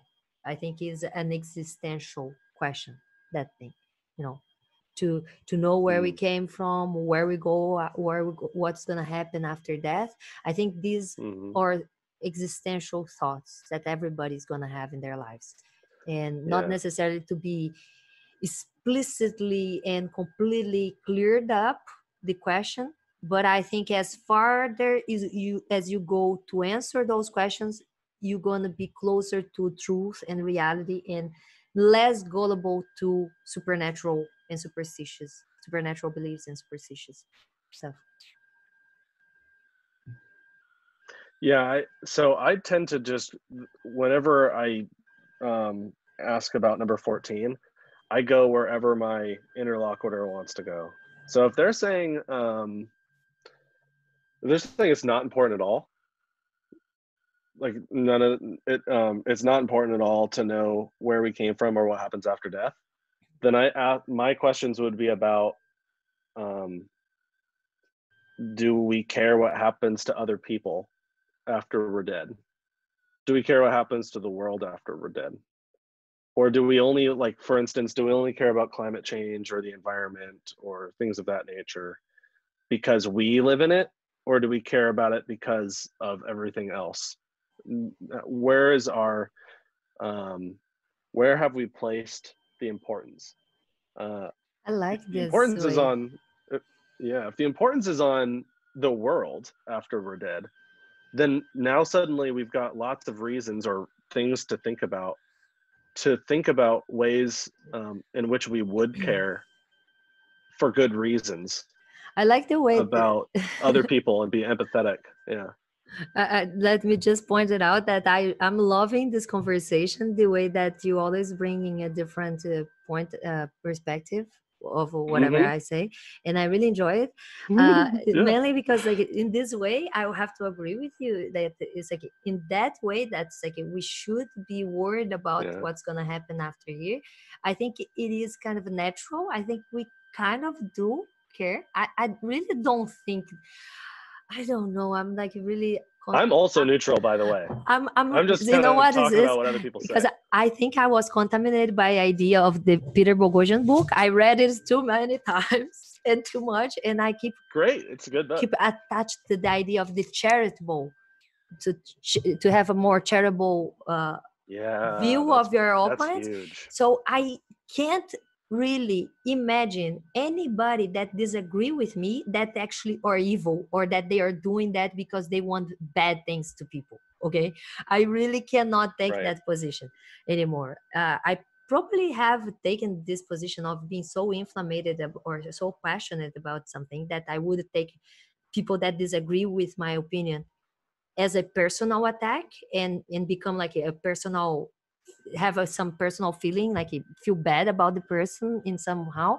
I can't have that anymore. I don't feel like it ever, because I always think when people disagree with me about climate change, I still think they want the same thing as me. I still think they want the best for everybody. Yeah. So I really want to understand them in that way. And uh, when you talk about the after death, on the idea of like what happens after death, yeah, I think that in talking about reality and not more about beliefs, it is very important to care and to want to know more, and to care on the way that like we all doing something. I really believe, and I need to tell you this, that say something like this about how we have done that. I think one of the bad myths or beliefs of nowadays that I really would like to fight against is how many people believe we humans are bad, we don't care, we don't care about the environment. It's like, that's not true. We are doing and talking about this forever. The people that are actually fighting on both sides do care about the environment. I don't think it's like, oh, those people are just want to live their lives and die and don't care about what's going to happen to the next generation. I don't think. I think that those are the straw men of people that disagree with them.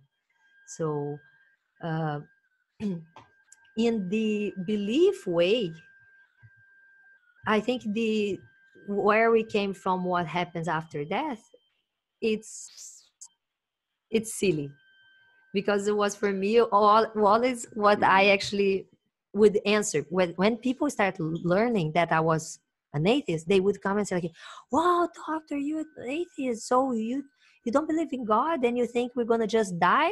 And it's like, yeah, I do, because where were you before you were born? Mm-hmm.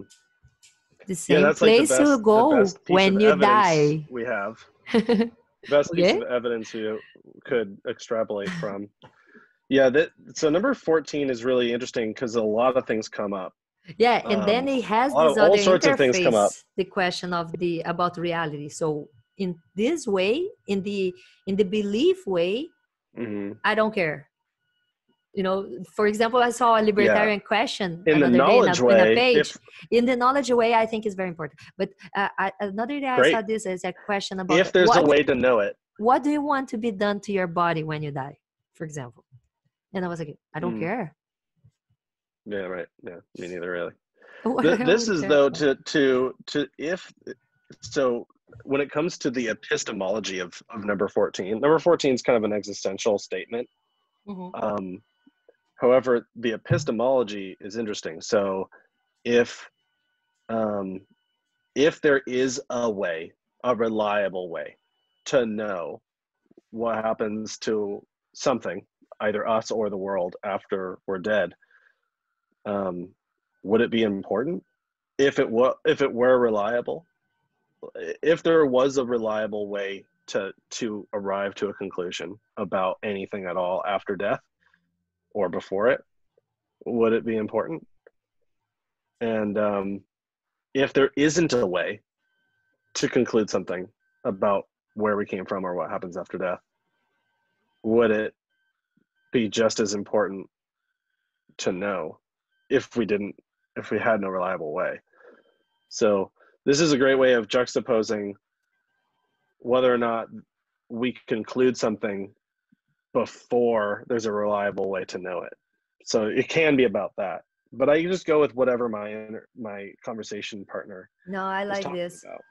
Because it comes again to the example we were talking about, and then I kind of forgot that, or we went in another way. Unicorns and mermaids, but the unicorn one or the mermaid one would be like, it's not that I'm saying they do not exist, but I will Hmm. only believe they exist when I have a proper Yeah. evidence. Yeah, that's number 17. We should probably keep going down the Yeah, list let's so we go. can get Let's go. there. All right. I'm just having trouble because Number, I had to zoom out. So it's like now it's really small, but you can read it for me and I'll mark. oh, here, do you want me to move it No, go ahead. so you can see? No, I Um, I, put it smaller just I because don't know if it, I don't seem to be able to put it all in the same screen. So that's fine. You can I just see. keep on. Number 15. Oh, yeah. All right. Number 15 is believing something that is false is okay if it gives you comfort. Oh, that's sad. This one is one of the hardest ones for 15 and 17 are like the hardest ones on the survey for a lot of people.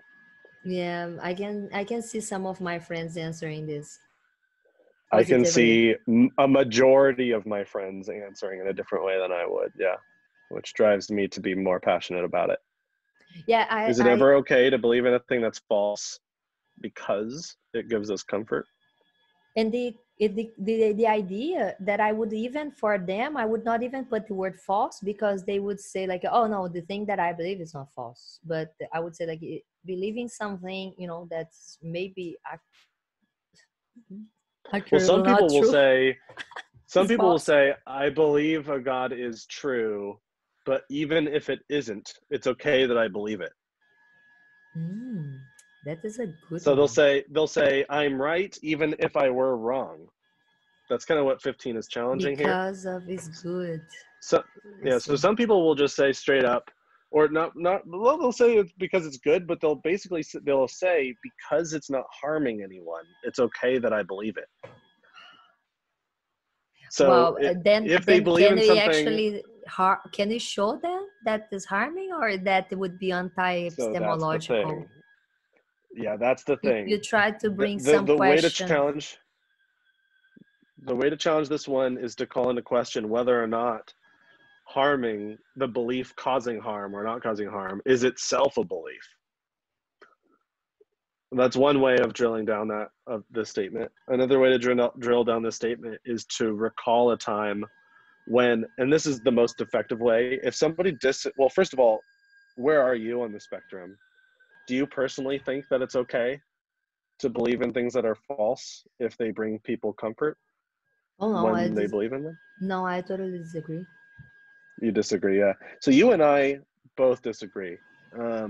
If someone were to agree to number 15, my questions would be about, can you think of a time when there was a dispute between you and somebody else? Um, about anything? And can you tell me what that was like? Um, and usually what will happen is they'll tell you a story about like Abram in one of my previous interviews, which is posted. It's Abram part 2. He mentions how his grandfather was strongly disapproving of like his marijuana smoking or something like that. However, he was taking a bunch of prescription drugs, which all have side effects. And he used reason to negotiate with his grandfather about whether or not it was okay to be using marijuana in moderation or something to that effect. We could really talk about anything. The point is, though, is that you go with your conversation partner's example. So if you ever had a disagreement with somebody about something factual, and then you resolve that difference, you ask them, how did you do that? How did you resolve the difference? And almost always the answer you get back is, well, I reasoned with them and I was appealing to what was true. And then my conversation partner accepted what was true because they understood my reasons, and our conflict was then resolved.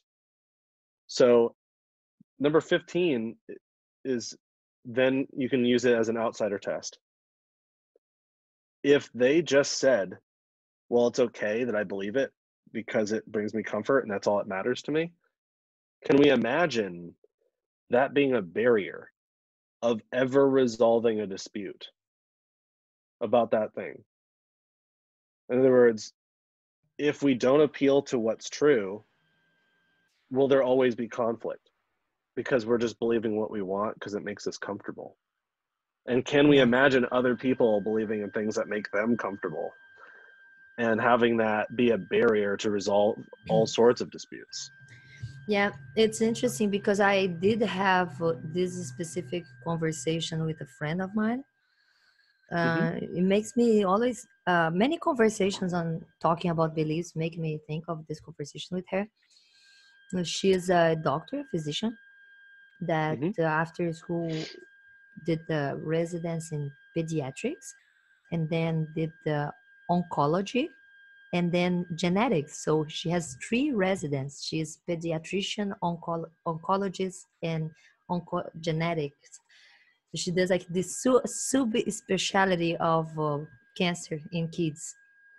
And she tells me that she really needs to believe because it's her emotional clutches to deal with life and death in kids. And So we she feels, just so I understand right, she feels that she needs to believe in an afterlife yeah, she or feels God? that she needs to Okay. believe in God and afterlife to deal with her routine Mm-hmm. of seeing kids dying. And Mm-hmm. and because after we talked, she was one of the person that I have talked to, and she's smart enough to go farther on the philosophical questions. And she was one of the people that told me that the reality is subjective. And then farther Mm. in that day, we had like a long conversation on a trip we made together, and my husband was also helping in the conversation. She later changed her mind and we were trying to talk about the perception of reality and reality itself. And then later she's like, okay, no, I understand reality is only one, and yeah, the perceptions are different, and that's why I have a God and you guys don't have and other people don't have. It's not that there are many realities where there are gods and other realities where there are no gods, and we somehow share them. You don't know even how. So later she said all that, but she was still like, but the still beliefs are subjective. And she would say like, I still need Mm-hmm. my beliefs. And I Yeah, so there's see two that ways to drill that. position as the problem sometimes with maybe with the questionnaire, with the survey, would be because these people are Mm-hmm. so convinced, and like we said, and so certain in the number 8 that they are right, that they Mm-hmm. don't see as a something false that they are believing, and it's just giving them comfort, you know. Right. It's So it just more sounds like like the now reason. her position would be more the position of the postmodernist saying like, but you cannot say that is not truth, and it could be Mm-hmm. real, it could be real. So that thing on it could be real jumps to the it is real for me. Right. So the reason your friend, and thank you for that story, that was great. Sounds like your friend here uh, has a hard job, right? Dealing with lots of death. So what I do in those situations when an epistemology is being used, some to it sounds like her reason for concluding that something is the case are the consequences of her mind not holding the idea. Notice what's happening there? If I don't have this idea in my head, it will make me uncomfortable. So instead of pointing out how obvious that is to not be wishing things into existence doesn't work, right? So to point that out is not helpful. So I would instead point out what would be helpful, which would be what's the second best way to cope with all this death? What's the second best way to deal with the harsh reality of your job? And when you explore those things, the second best ways, it often reveals the truest best way. And then they realize they don't need that as a reason anymore. It's so They can difficult let to go of talk to that. this person specific because I did try that, and the answer is Hmm. her own work. And it's like the action of humans surpass the need of gods, but we keep calling it, oh, it's because of God that we Wait, do all this. if you asked her what's the second best way to cope with all this death, what do you think she would say? She would say that she's already doing it with her profession. She's already, oh, well, her profession is what's causing her to need the belief, right? No, because what She she needs said, the belief. yeah, because the point that I would say, like, or maybe I did not get your point, and I'm trying to say that Mm. I said the same thing, but because I tried to ask her, like, look, I don't think you need the God or the beliefs because you are already doing to these people that you feel like you need to help, and you're not helping them Mm-hmm. with God. The God is helping them by themselves, because they have their own beliefs. So she thinks Right. God helps her to deal with the losses. But then when I was like, look, you actually already doing So what that's her could be. reason, right? Yeah. Her reason is she needs the belief to deal with all this loss. The loss. Yeah. So my question would be, what's the second best way to deal with the loss?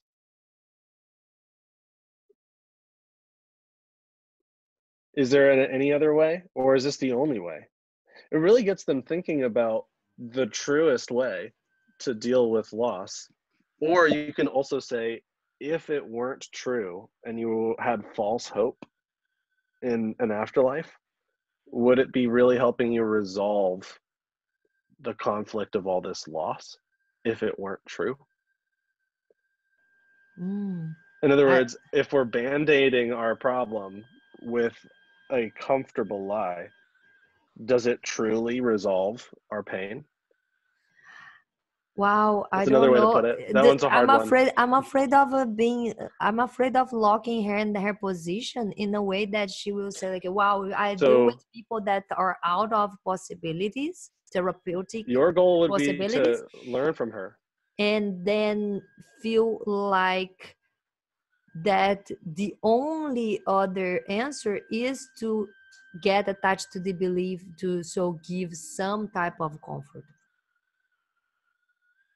Yeah, and so the emphasis would be on, my questions would be about what would make us more comfortable if we didn't have this belief.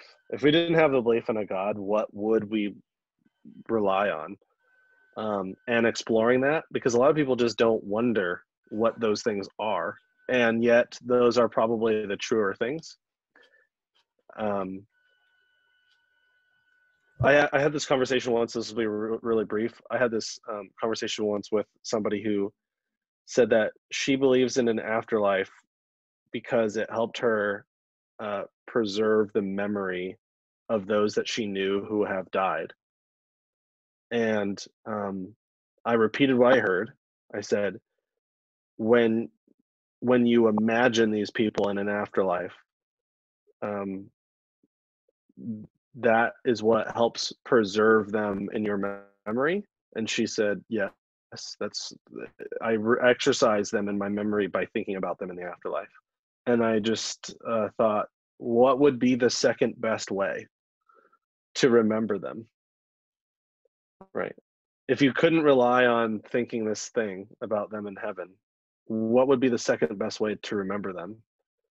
And she responded, regularly talking with my friends and family about that person and keeping them in our shared memory and talking with friends and family about it. And then I just responded, like, wouldn't that really be the best way? Because now you're actually bouncing the idea off of other people and you're talking about the memories, right, with that other person. And this person just kind of welled up a little because they Totally. It is, no, they it kind of is felt a like good they example. were, yeah, they were ready to start talking about their friends and family with other people more readily. So yeah, that one's a tough one because many times we have beliefs that make us feel comfortable and we don't really realize it, or we don't realize that's the reason we're thinking it until it's brought up. Yeah, so 15 can be really tough for some people, but that's about all I got to say on it. Did you have anything else you wanted to say on number 15? Let's go. Great question. Cool. All right. Number 16. I give all claims the benefit of the doubt when I first encounter them. Ooh, it depends. Yeah, I'll give them the same benefit of the doubt to say like, okay, where's the evidence? Uh-huh. Yeah, I So guess this so. is all claims. So this is a Yeah. really weird one. So it's like anyone can say anything at all, right? Yeah, However, sure. some people say things that you don't have time to verify. So where are you on the scale? I at think I'm present? happy with that. I agree. I'll You give agree? them, yeah, I'll give all claims the benefit of the doubt when I first encounter, in the sense that I will treat them all equally, and I'll ask for evidence to any. Okay, you treat them all equal. Will Yeah. you treat all claims equally? So I'm going to give you Not that 3 I'm gonna claims. like. It's not that I'm gonna probably go after their evidence. Okay, maybe. Mm-hmm. But I would say that I will I will listen to, like, for example, something that can I think sound you and I ridiculous. agree. Flat Earth. Okay, it's not that I Right. just refuse their ideas. I have actually sat and watched videos of flat Earth Sure. people that Sure. Yeah, me trying too. to prove flat Earth, and I was like, okay, I laughed. And then I was like, okay, Yeah. this definitely doesn't make any sense. But I did take, like, I went after their arguments to see if they were right. So I guess so. Okay. Yeah. So this is generally how I tackle this one. I usually give people 3 claims and I'll put it on a scale. So you know the scale of confidence, right? Between 1 and 100, or 0 and 100. So I got three scales, and I'm going to give you 3 claims, and I want you to give me a number between 1 and 100, how confident you are that what I'm saying is true. So the first claim, and this is not a hypothetical, this is real. Okay. The first claim is I have a car. I own a car. Oh, you mean you just saying that? Yeah, me And personally. I Yeah, need to do, I own I a need to, car. Yeah, oh, you give all claims benefit of the doubt when you first encounter them.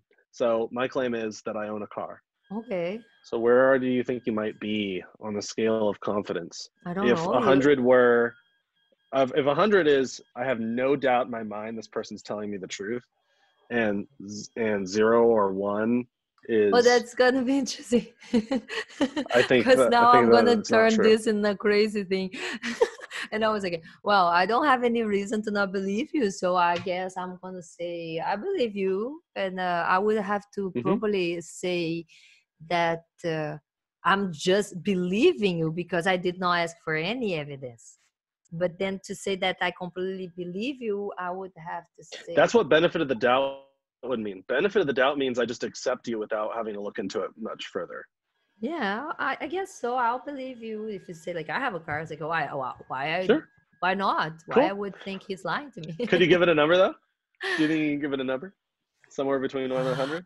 uh, Don't feel like uh, there's too much pressure or anything. This is okay, just an okay, exercise. okay. Let's say that 90%. Yeah, Just that's because you don't honestly look like a what I guy would that give would have a you. car, maybe. Yeah, honestly, if roles were reversed and you were interviewing me, I would also say 90. Because what reason do you have to believe to think that I'm lying? And all sorts of people have cars, right? But you also can't imagine the other person not telling you the truth, in which case you leave room for doubt. And you can imagine me being wrong, which is what would slide you down. And you can imagine seeing my car, and that would slide you up the scale, right? Yeah. On that scale of confidence. So maybe I would Cool. have So to let's, say like a 50% because it was just like a guessing, like a throwing a coin up. you're right. So this will be the next one that's a little bit harder. Okay. Um, I own a car, and it happens to be a Ferrari. Oh, wow. Okay, Yeah. now we went down like to, I don't know. Yeah, Maybe now just I throw out a should number. say like you did 50% because now it's just like Yeah, throwing a coin. Okay, yeah. right. That's the point of the exercise, is to, as an interviewer, I'm aiming for a scenario that would yield a 50% result, or a 50-50 result, right? So it could be that I own a Ferrari. You don't know much about me or my income or anything like that, though you know Ferraris are rare. Not many people have Ferraris. So it's an outstanding claim to be saying that I have one. And therefore, the default position is to kind of hold back a little bit, confidence, but not just totally say it's vacuous. Maybe I do own a Ferrari, right? It's possible. People own Ferraris, right? Yeah. Okay. And then the third one is, and in addition to that, it's additional information to the initial claim. And the more information we add on, the more specific the truth, the more specific the idea is, and the higher the risk is that the idea misaligns with whatever is true. So, and here's the third and hardest one. I own a car. It happens to be a Ferrari, and it's invisible. So where do you Okay. think you are on Yeah, the scale? now you dropped to 0%, I guess. Yeah, sure. So somewhere low on the scale. So that would be the exercise I would use with Maybe I somebody should who say like a disagreed. 1% because maybe they have created Yeah, the invisible car and I don't, I happen to not know right. yet. In my own mind, and it's not really super important, but in my own mind, I use the scale a little bit differently than some other content creators out there. Um, I imagine zero as being ignorance. Before I even say what the statement is, you're at zero. You have no choice to be at zero because you've never heard it, right? If I said I rode a pink elephant to work today, I like rode in on a pink elephant. Before I said that, you could never have imagined I would have said that, right? I mean, Yeah. the chances of you imagining that are pretty low. But then as soon as you hear it, you're off of zero, and yet you still don't believe me. So that puts you at like around a 1. So I Oh, consider okay. all So beliefs as a 1. you consider that there is no such a zero on the scale because that would be the, but Yeah. then look, that is an 0 would be interesting thing ignorance. You've just never because heard it. yeah, because that actually is something that whew, wait a Like minute. you were at 0 about my car examples, right? Oh yeah, no, but I was We're considering zero because I was And then when I considering like, said them, look, there is no zero. There, by my knowledge, there are no invisible cars. So what is the possibility of something that doesn't exist? And then later, when I changed to 1%, I was like, oh, wait a minute, maybe they created but the what if I'm invisible wrong? car. Yeah. Yeah, maybe they created the invisible It car could just be. now, and then I happen to not know yet, you know. Yeah, So I don't personally look at any one of my doubts as a 0. So and I don't look at any of my confidences as 100. I try to avoid being at but 100 and but being that at is what I 0. was going to tell you, that now you're playing with the concept of gnose in the same way I've read online that there are different people that people believe differently about the idea of what gnose, that originates the word gnosticism comes from and what actually mean. In Oh, a sense, yeah, in a sense that some people put, oh, I'm a gnostic person because I've heard of the scriptures of gods. So in that sense, everybody would be gnostic because everybody has heard of some god. But in my sense of definition of gnos is to really have the knowledge, is not to believe, is not to think, you know, is to actually know. So would not be like, oh, I know God exists because someone told me. Like, no, is to have right. experienced God in a way that you actually could provide an evidence, you know, or This is actually where atheism experience. and agnosticism gets confused, because Yeah, people will say, if you say that you're an atheist, that means that you know that there isn't one. Well, not really, no, no. because atheism just talks about is a claim to knowledge, and agnosticism is. So I would say I I'm an tend to agnostic believe that we atheist. all agnostics and we just use the term wrong, because the to be gnostic would be like to have Hmm. actually experienced God in the sense that experiencing reality, and I don't think it has ever happened, because I think Well, there God is something from are. imagination. What I believe is that we humans created God, you know. That's Yeah, why it we resembles to us, and it's not the other way at around, least but it is once. poetic.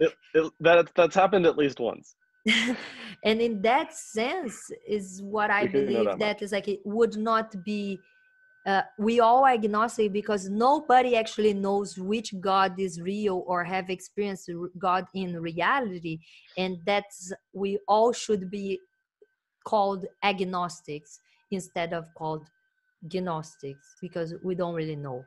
And I don't know, the now comes back to experience and reality, because I would try to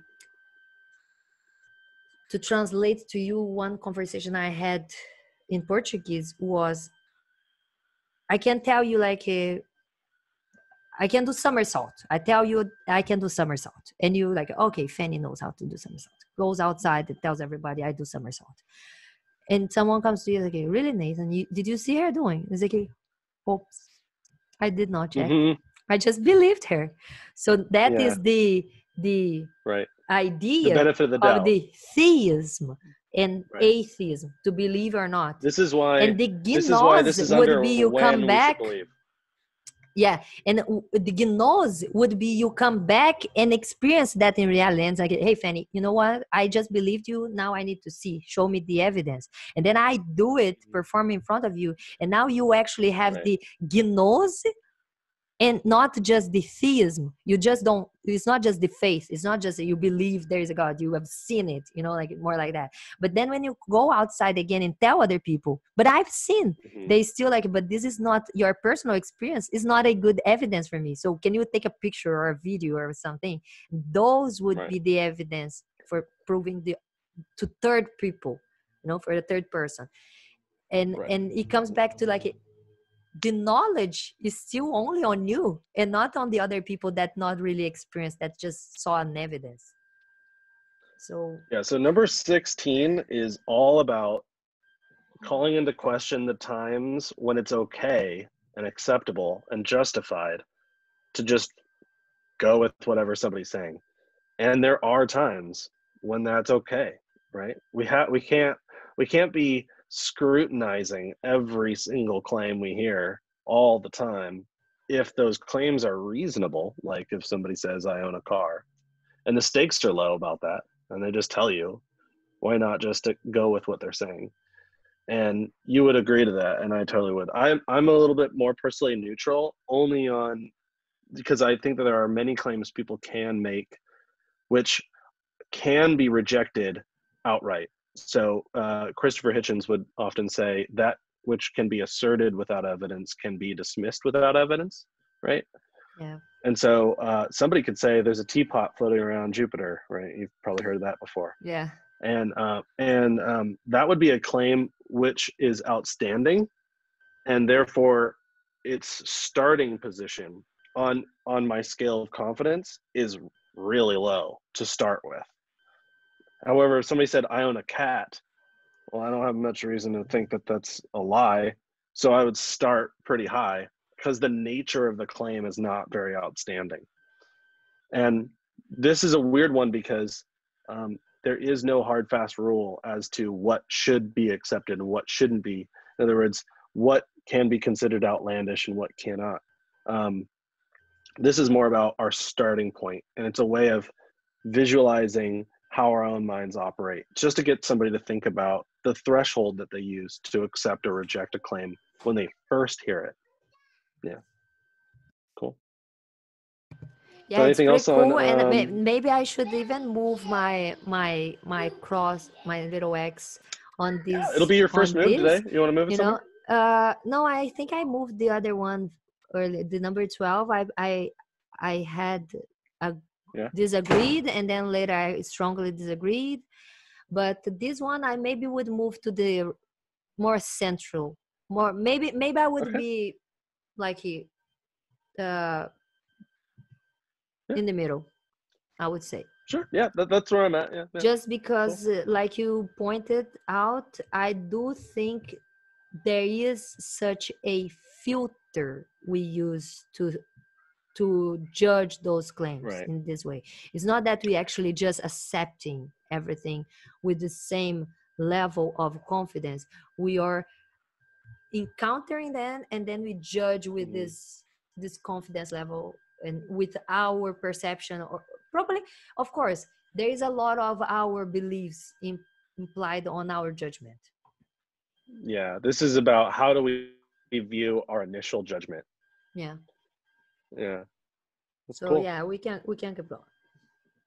Alrighty. Number 17. This is the hardest one in the survey. It's the hardest for a lot of people. This one I would recommend everyone to be pretty gentle with when going into it, but I think you've already addressed and answered this one several times today.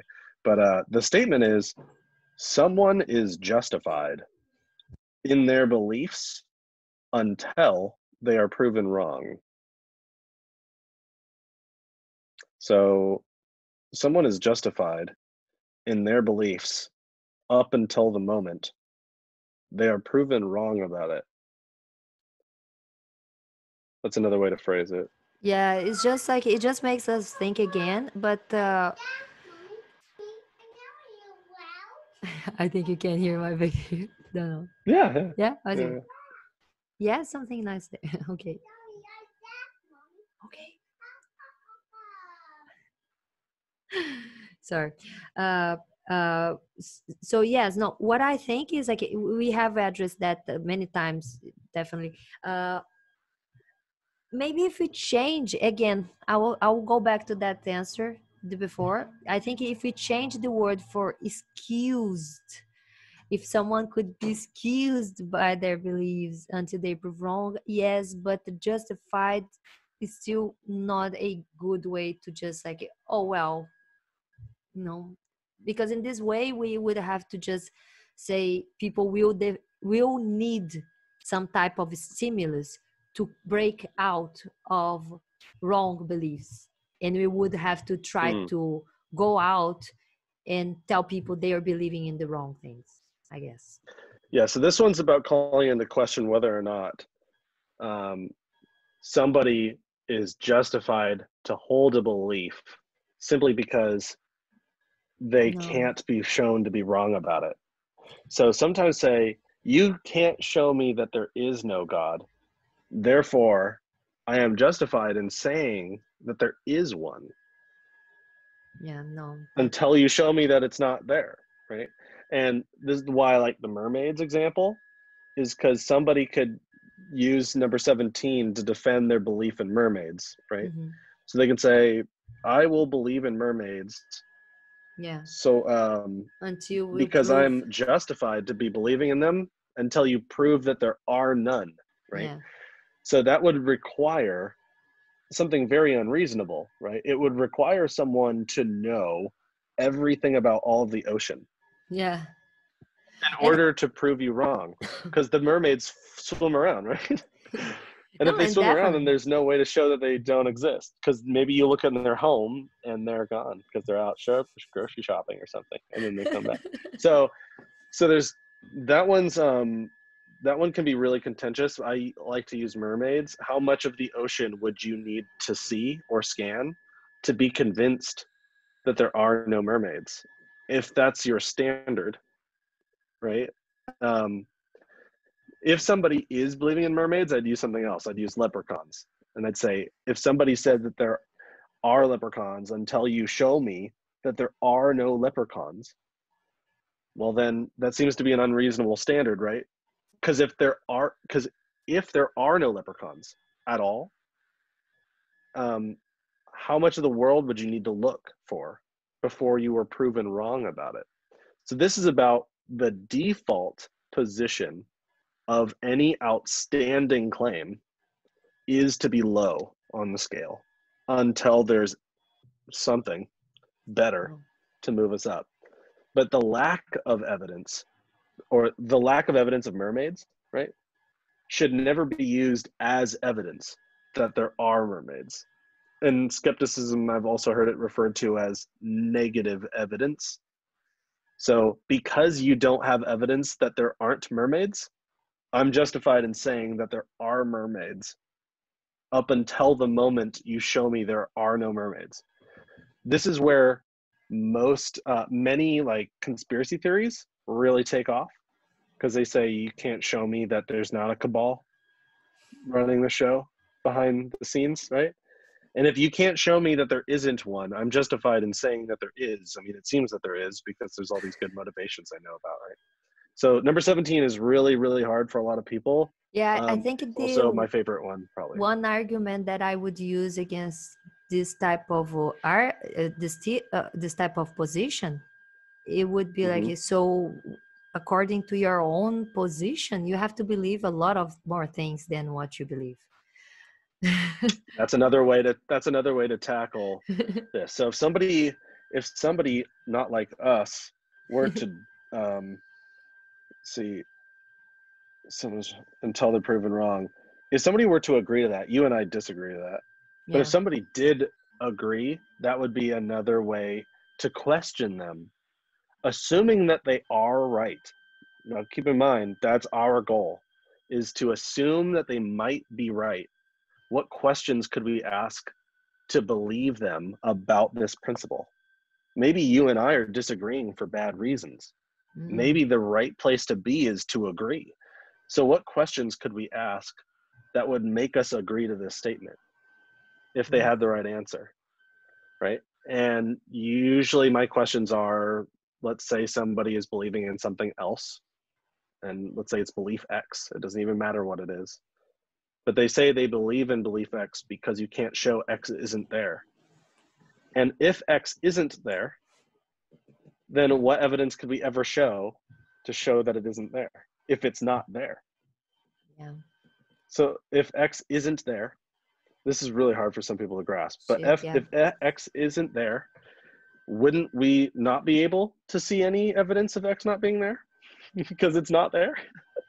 So if you're waiting for us to show that it's not there, then you might be waiting forever and therefore stuck believing in a thing that isn't there because you refuse to not believe in it until we show you that it's not there. But if it's not there, what could we show you? Yeah, to try sometimes, like I said, sometimes it's even complicated to try to make people understand that concept and how that brings the idea of the burden of proof. Because the claim is so fantastic. You have to bring me some evidence, and if you don't have though is about if the thing maybe does not even exist, like you said, if the thing doesn't even exist, what would be the evidence of the non-existence that they want us to bring? You know, because that is actually something that would change everything. Yeah, but if it's non-local. But I think, like I said, you need to bring it back. Like, for example, the person says, like, oh, you need to prove that God doesn't exist. Sometimes that is the claim. You know, they want us to prove God doesn't exist. And then you take some other, whatever they do not believe, and then bring them. Can you just bounce back the question with something that they don't believe? Could you just say, like, okay, what do you do not believe? And it's like, they say, I don't know, unicorns or mermaids or leprechaun. And you come again with the answer back. It's like, okay, how do you prove they do not exist? And why do you not, what is your, try to make them answer the answer that we had before. That's like, I'm not going to believe until I have evidence. I think they are able to maybe get to that answer. And then you can turn around and say, like, yeah, that is exactly my position about your God. When talking about the personal keep in mind, experience, though, the whole time you're doing this, though, keep in mind, the goal is to believe them, not to show them they're wrong.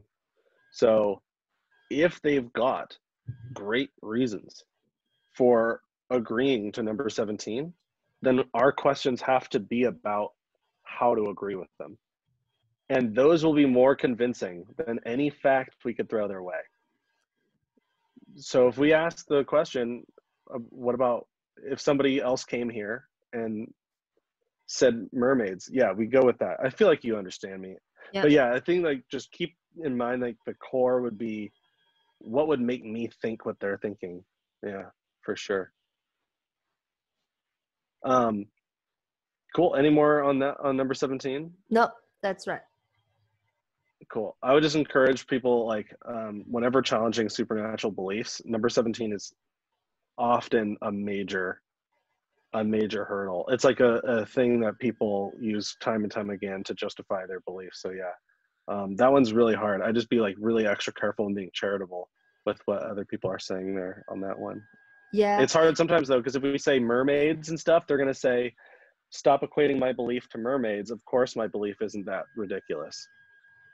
However, it needs to be a little ridiculous to show that there's a difference. So that is the point. Now that is the time when you have to bite your tongue and not bring back the same things. Like, that's how I feel about your belief.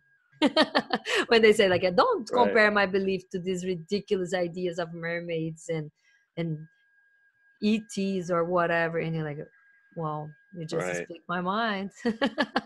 That's why I usually, in my interviews, I usually start with, what do you believe, but also, what don't you believe? What is something out there that lots and lots of people think are true that you don't think is? And then I write that down, and I use that consistently whenever referencing problems on the survey. So if somebody says, I don't believe in mermaids, and they chose mermaids, then I use that example. But if they chose something else, I'd use that example too. That's a good one. So you don't actually you're not assuming.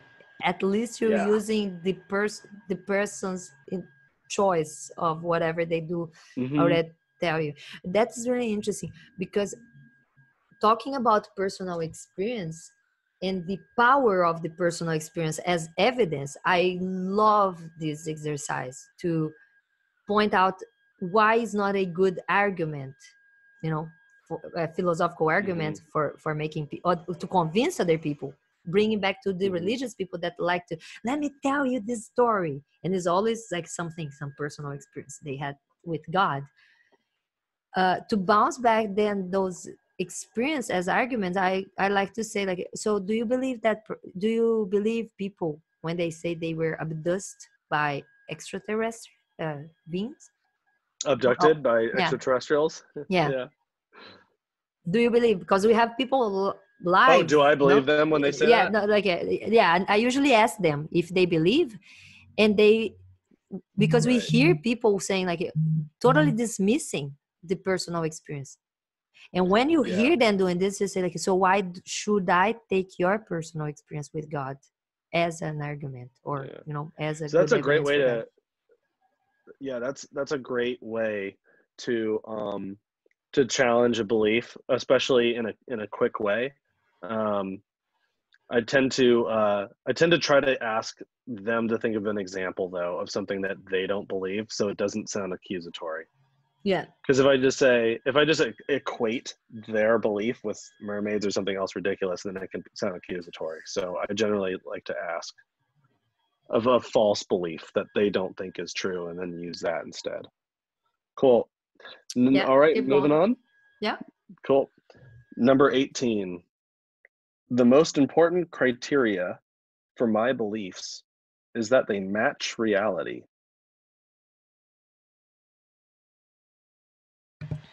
Wow, that is an interesting question. Because I would say, I don't think I base my life into beliefs, and that would be the main question about the question, because it's saying, like, the most important criteria for my beliefs is that they match reality. And I would have a problem, because, like, I don't think I live my life driven by beliefs,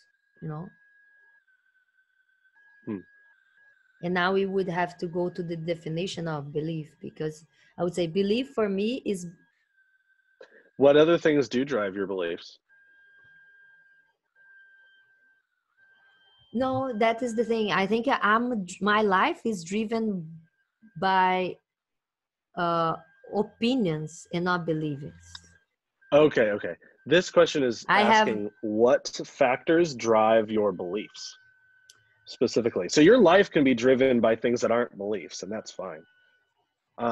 but what are the things that do drive your beliefs? Or what Yeah, is the in that sense criteria that by which you would beliefs would want be your beliefs? opinions, I guess it is probably more related to reality for sure. Yeah, so would be strongly agree. Yeah. Okay. Yeah. And this is again epistemology, so this is about true, false, Yeah, even or odd, yeah, it's right? just So more about the concept of the definition. Like I said, it's more about the definition of what belief would be, and then by the definition of oh belief, I would say that I yeah. don't base my life into beliefs. I do have opinions. I think they're like this. I think knowledge is one thing, belief is other thing, Hmm. and I think our opinions are made by a mix of these two things. But what I see on my life is that I have very little beliefs that would be just based by guessing or thinking, Hmm. whatever I guess. I would say, Are there facts and values? Like there are things that are facts, like yeah, the number those six are the x would things be a that fact. make more that have more value and weight in my life than the belief itself. So that would be that the knowledge and not the belief. And I Can understand the you give me an example of opinions. a belief that's not a fact?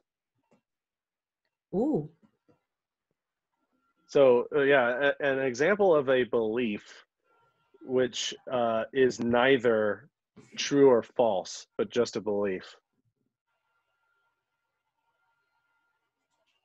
ooh.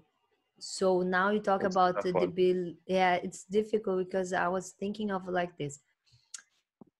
Some people like to say like you believe people, and I was like, no, it's different. I trust people because people, I have some Mm. evidence of behaving and Hmm. living with them. So it's not about believing people anymore. It's like I believe I will be like the number, I forgot, the doubt, the benefit of the doubt first encounter is Yeah. the 16. I would be the 16 towards people.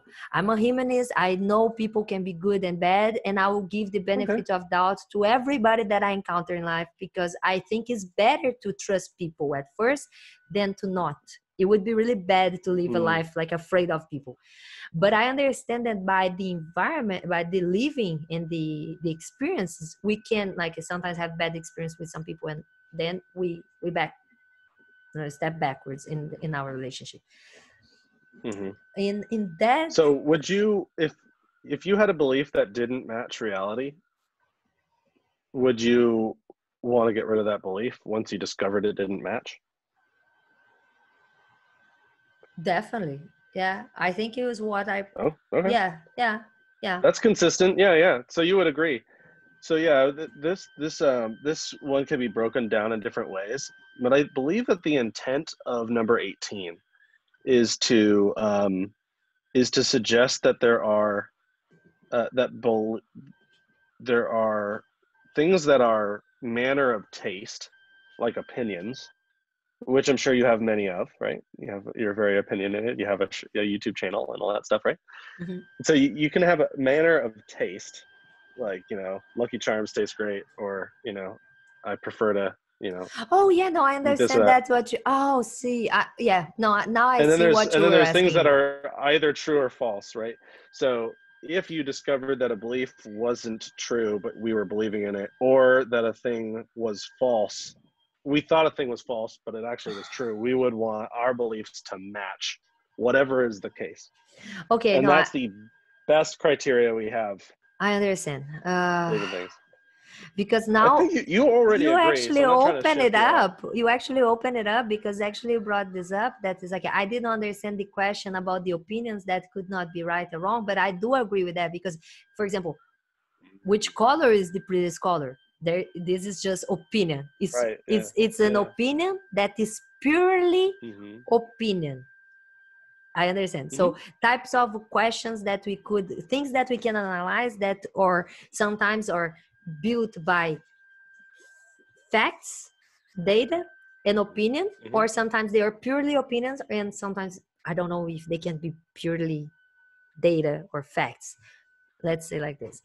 Yeah. But yeah, and Like some things are goals. Like we could play a game of chess, right? And there may be factually better ways to play that game of chess if the goal is to win. However, if we take away the goal, is there any right or wrong way to move in the game of chess?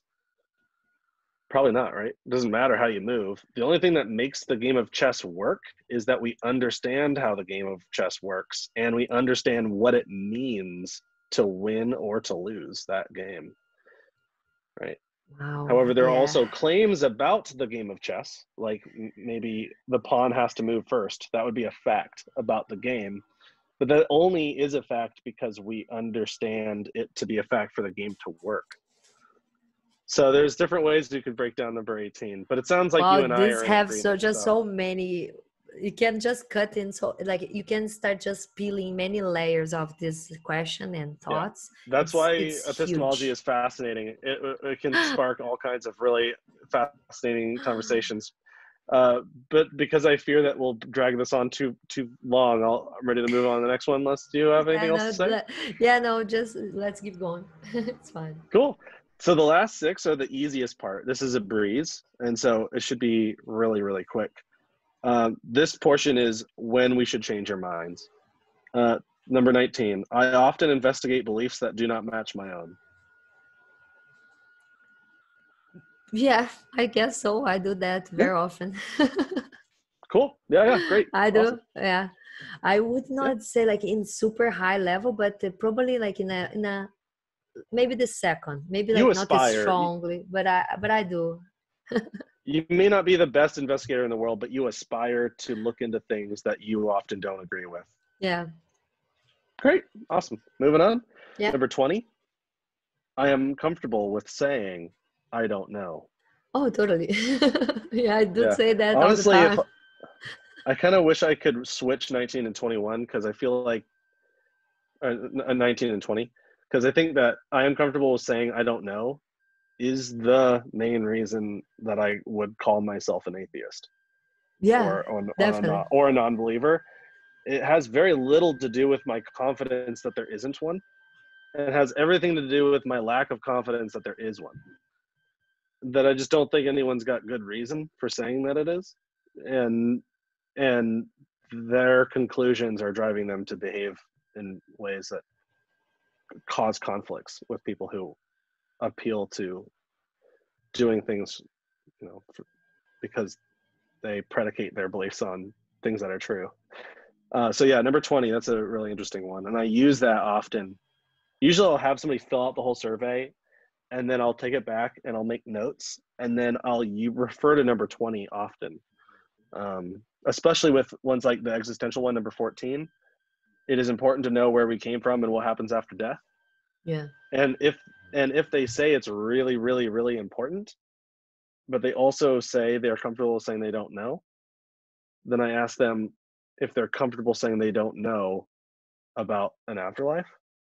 Sounds like your friend that you were talking about is not very comfortable with saying they don't know, right? The one that you're talking about earlier. So I would use that as a way to juxtapose how consistent they're really being to themselves. But yeah, I also am strongly agree, or like to think that I'm strongly agree. So I'm ready to move on. Yeah, I think it's a great question in a way to say this thing about the afterlife. I don't know. It's because it's not that when atheists, or I don't want to assume other atheists believes, because it's really hard to say as an atheist, because it's like it's herding cats. Like atheists just don't believe in gods; they can believe in any other things. But my atheism, I try to abstain from labels. Yeah, my atheist view. Believe. I would say like my atheist view, and I mean atheist because when I was religious, I would believe in an afterlife, and one of the process of becoming an atheist was to acknowledge that we don't know what actually happens before life and afterlife. Yeah. And even if we do know biologically, we don't still not know the spiritual thing. For me, the idea of saying like I don't know of the atheist is more like it doesn't matter because Mm-hmm. for me as a doctor, and now comes my doctor side, I have all the explanations to understand how life works in the way that we know in medicine, that we are born, how, you know, to be born, and how the process in the brain works, and the experiences that we don't explain, that we don't know how to explain.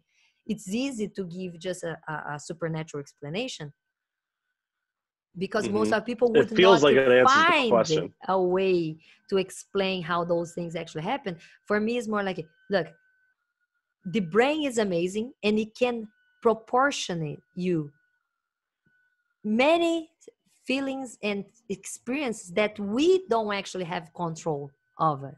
So it's like, Mm-hmm. yeah, the brain is in our body, and it does give us all those experiences, but we don't have control of the brain, and that's why we have experiences that we cannot explain, and sometimes sound and look and seem fantastic and supernatural. But for me, Mm-hmm. the implicance of before and after don't have even a place, because I know that everything that we experience comes from the brain, and when you don't have the brain functioning, there's nothing to do. So, and more like already jumping on the conclusion, that's like, yeah, I don't think there is such a soul, because there is no evidence to believe in such a thing. Just that. More like wrapping Yeah. everything. And a quick follow-up question for Mm-hmm. anybody that you're interviewing would be, let's say somebody says that they are comfortable with saying they don't know, but they're really high on their scale of confidence about something you don't think is true, like mermaids or a god or something like that. You can ask them, if you don't know something, where would you be on the scale about anything? If you don't know, if you don't know something, where are you on the scale of confidence? That's a And good one. yeah, I yeah, like that. because they'll generally tell you it's a low number, right? Yeah. The So that would be a confidence way of of not checking that. knowing, yeah. Very good. Yeah, if you don't know something, like if I don't know something, I'm low on the Yeah, scale, how but I still think certain it might be about. the case. Yeah, Could be the case, that's a good Yeah. one. All right. Actually, Yeah. I was thinking of that, when I was thinking of that, I was thinking of that Mm. after the conversation we had that conversation with Tari and everybody, and we talk about Mm-hmm. Corona. And I don't remember who Mm-hmm. was at. I think it was Jake that said about the cloud of virus around, and that you just cross in the corridor in the alley would Mm-hmm. contaminate. And I was actually hypothesizing that. I was like, okay, how does it would work, and how does it really, so I was just like doing what you said, like imagining if that what I don't believe was true, and how would that work in reality, a little bit on that way, Mm. on like examining Yeah. the other people's preposition, like, because like I don't think that is the case. I've never heard people talking about contamination or transmission in that way, Mm-hmm. and what that would be, or even like hypothesizing of like, okay, maybe it's like if you cough or you sneeze or you speak, and we do feel sometimes people talking and speaking, and we see, and sometimes we feel, could have some such other aerosols that we do know that exist, but not with the direct So what contact, experiment would you but yeah, that is what I was thinking. Like, is there what such a experiment could thing you of do that would coughing make in you the think air it was the case? and would leave a cloud, and how long Yeah. would be that cloud be in the air? Okay. Right. So Yeah. if they did a test where they put somebody in a room, let's say they clean the room of all viruses completely. They Yeah. tested the room, they tested the air, and they showed that there was nothing in the air. Then Yeah. they put somebody who was contaminated in the room and had them breathe for like 10 minutes, Mm-hmm. and then had them leave the room, close the door, and wait another hour, or maybe wait 15 minutes, maybe 15 more minutes, and then take a collector and wipe it through the air, right? And then take it out. Yeah. If they found coronavirus on the thing that they wiped through the air, Yeah. would that be evidence that it lingers in the air, not necessarily that it's airborne and floats around, but that it It hovers in the air. depends. It would be in the air still, and what are we considering the environment to be completely closed? Is that a bias? Is that a bias? A bias on the study? You know, like, Well, the is that question would something we be, should what consider? evidence would we suggest that what evidence would we accept that would suggest it can behave that way, behave in the air? Is there evidence we would accept? No, I actually think that is like, we have to put in the scale that there is a consideration of the environment be closed, that is not the natural environment, is not closed.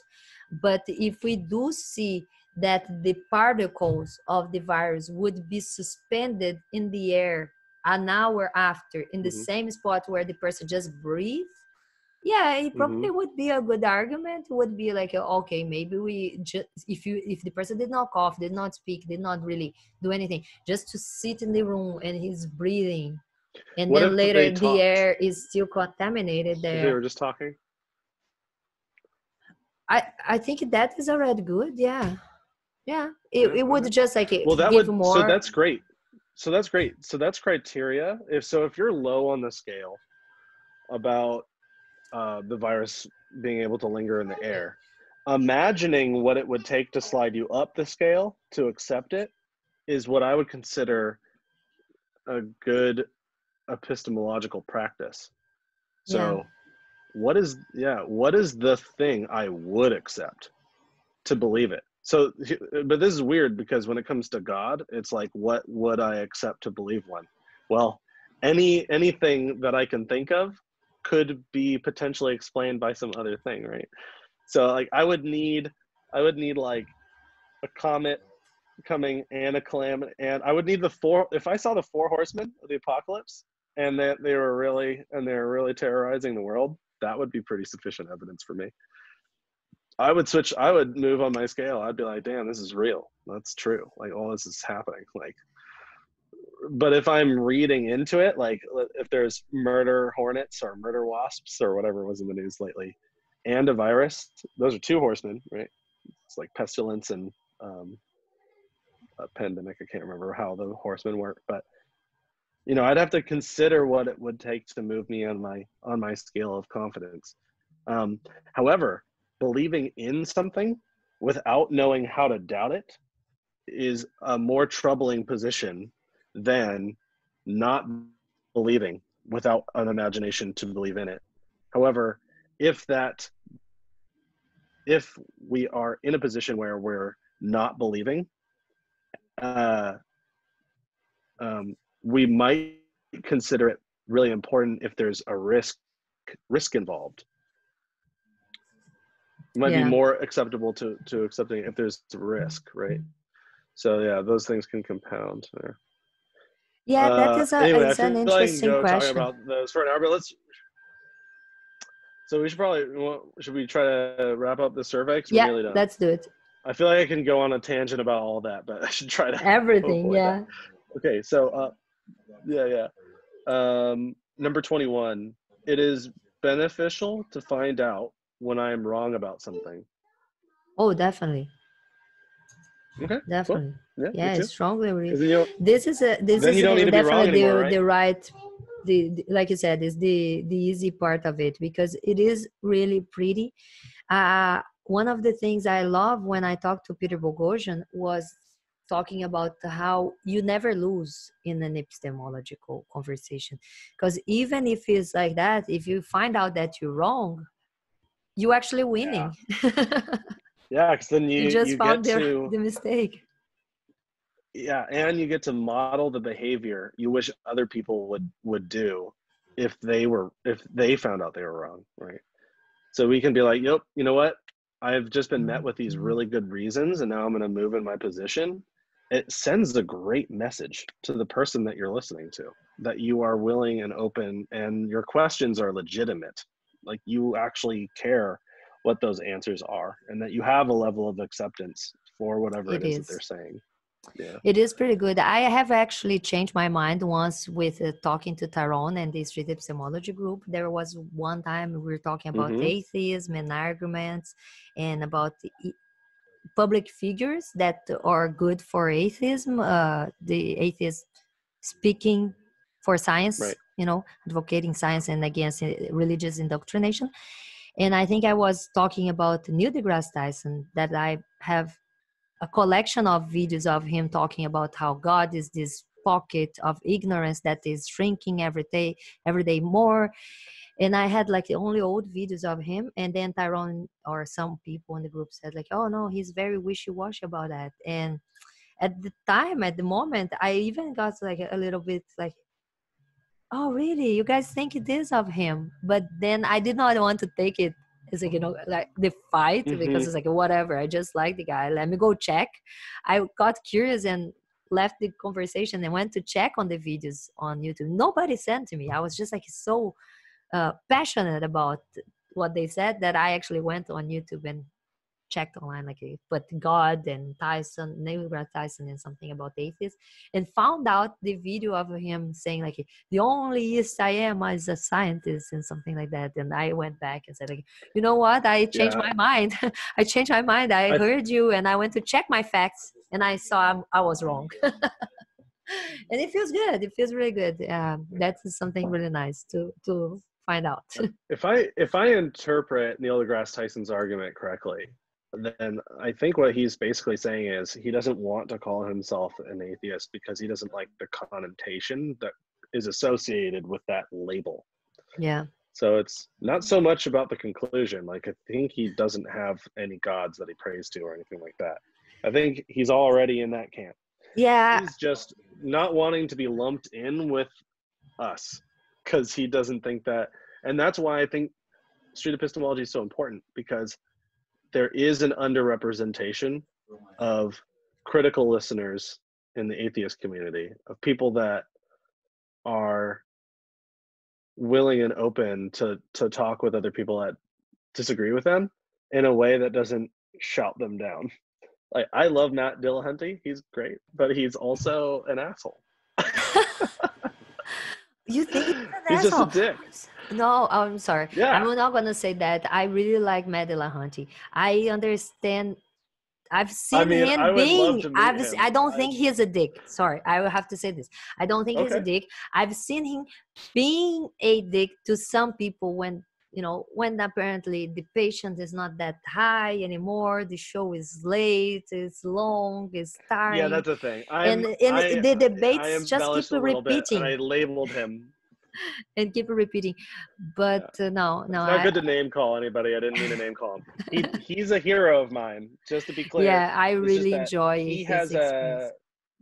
he has his own role to play, and there's a need for what he does because he debates. I happen to believe fundamentally that for the average person going through life, debating with everyone that you disagree with is not their winning strategy. The winning strategy is to critically listen to other people. And if we all adopted that, then we might all start coming to the same conclusions about a lot of things. And we might also, we would be less contentious than we already are. So just to clarify my statement there about Matt Dillahunty, my flippant statement there is really just to juxtapose his role with the role I'm trying to portray here with street epistemology. Yeah. But I agree with you. But I agree with you that sometimes he should lower and try to calm down and use the street epistemology. He just goes off the rails sometimes. Yeah. Exactly. Yeah. Very passionate about some subjects. When he goes off the rails, he's not wrong. But when he gets beat red in the face, it just looks like he's Alex Jonesing his radio show. It's just like, calm down now. People believe in all sorts of weird things, and we know that, and it's frustrating. But let's take it with stride, So we're almost done. Let's get let's do it. through. Let's get it in. 3 more to go. Number 22. I will abandon the belief if I discover reliable information that falsifies it. Yeah, probably, definitely. Okay. Yeah. If something falsifies one of your beliefs and proves it wrong, Yeah. You'll let go of the belief. Cool. It might be hard, but you'd do it. Awesome. Yeah. Cool.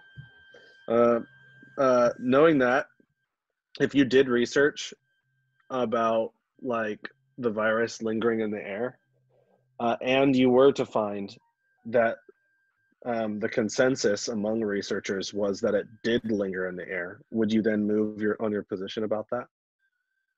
Oh yeah, definitely. Yeah. Okay, great, cool. Let's move on to the next one. Number 23. I look for more information before I accept something as true. Yeah, I think so. Yeah. Okay, cool. And this is the last one. It is possible that some of my beliefs are not true. It is very possible. We do have, Wonderful. I stated before that we do believe strongly in some wrong things sometimes. Yeah, Yeah, so this there's part is pretty easy. the last part is really easy, and they encourage people to agree to all of them pretty much, just to show the virtue of changing your mind if you're wrong, and how we all Yeah. care about that. Yeah, we do definitely. Number 24, if somebody disagrees with number 1 and they think truth is something else, then I would ask them why they agree to number 24. Almost everyone always agrees to number 24. Almost always. Only once have I seen a disagree and that person changed their mind in like a couple minutes. Once they agree to 24, you can ask them why they could ever possibly disagree to number 1. Yeah. If truth isn't that which matches reality, then what is happening when someone is mistaken? What's going on? Yeah. Right? And so, and that puts them in the position of having to answer that. But the only way to really answer that is to agree to number 1 somehow, and generally speaking, in my experience. So anyway, that's a survey. It's a great questionnaire. And yeah, I just wonder if you spend that much time talking to people about beliefs in general as we did, because then that is definitely a lot of work that you have done so far in this. Right. Most of the surveys, I've noticed that it goes by much faster if I hand them a copy. So I hand them this clipboard, I have them fill it out, and I only challenge the ones where there's a disagreement between me and them. Yeah. So you and I, we only had one misalignment. That was number 16 that I could remember. You said number 12, but I think you and I both agreed about that. We both disagreed to number 12. Yeah. And I think with number 16, you only agreed initially, but we just did the example and you switched. And I moved to the middle. Yeah. Yeah. Now imagine switching, if you switch like 8 or 10 items out of 24, it can be a little unsettling for a lot of people. So I try to go really slow with people through the process. But I generally only question the ones that I disagree about to save myself time. Definitely. Yeah. Yeah. Yep. And definitely it is a good way to do it. I love the questionnaire because I think it raised the questions to the own person. The way that you made the questions are so concise and so really on the point, really good. You said it was not you that made, but to apply, it's great work. And I'll definitely apply when I start doing my street epistemology as well. Just for people to understand, perfect. We just went through the entire form because you were actually teaching me a little bit on how to apply it and try to challenge when people do answer some things that sounds just not that reasonable according to their own beliefs. It's great work. I would love to have you on my channel as well. I guess we're gonna share this video, but I would like to maybe go through your approach. I have watched some of your stuff, but they are very long, but I skip a little bit and watch. There's timestamps, by the way, in my videos. I encourage you to click the description on my videos and look for the place that you want to jump to, because the videos are really long. They're like movie length. This is like a 2 hour I never long check interview, the descriptions. I go through videos. I really go watching because I normally put on my TV and then do home house Right. stuff, kid stuff, and then just listening to, usually not even watching the videos. But My I videos would will have a love to breakdown, so you can watch jump straight to the epistemology. the approaches, and maybe have you to come and we talk about this on the channel more as a interview about your channel, and maybe promote it around Sure. there too. Great. Okay. Sounds good. Yeah, that's perfect. Awesome. Let's give like a week or so, and then we book another one. Can talk about this. I can try to apply this to some people that I have talked online and see how it goes. Yeah. And I give you some Perfect. feedback. Thanks, Fanny. Thank you very much. Yay. Thank you so much for your Appreciate time you. and attention. And I see you have the little gear that the Street Epistemology group has. Yeah. Like Reed and Anthony. Yeah, And my that's really TikToks. nice. Are they even? Are they odd? Are they? Oh, look at that. Oh. Have you heard me talking about the gumball analogy? No, because that is one of the ones that we That's what the talked about. TikToks are about. They're Yeah. about even and odd.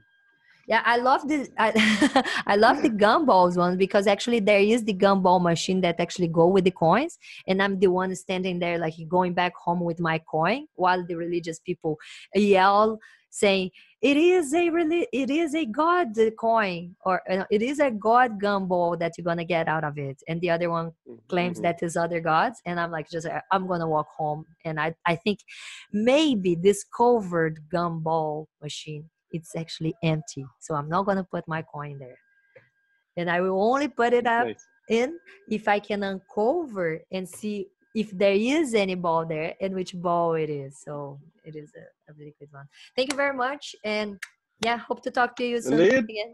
Thanks a lot. Have a good night. Bye bye. Bye bye. Bye bye.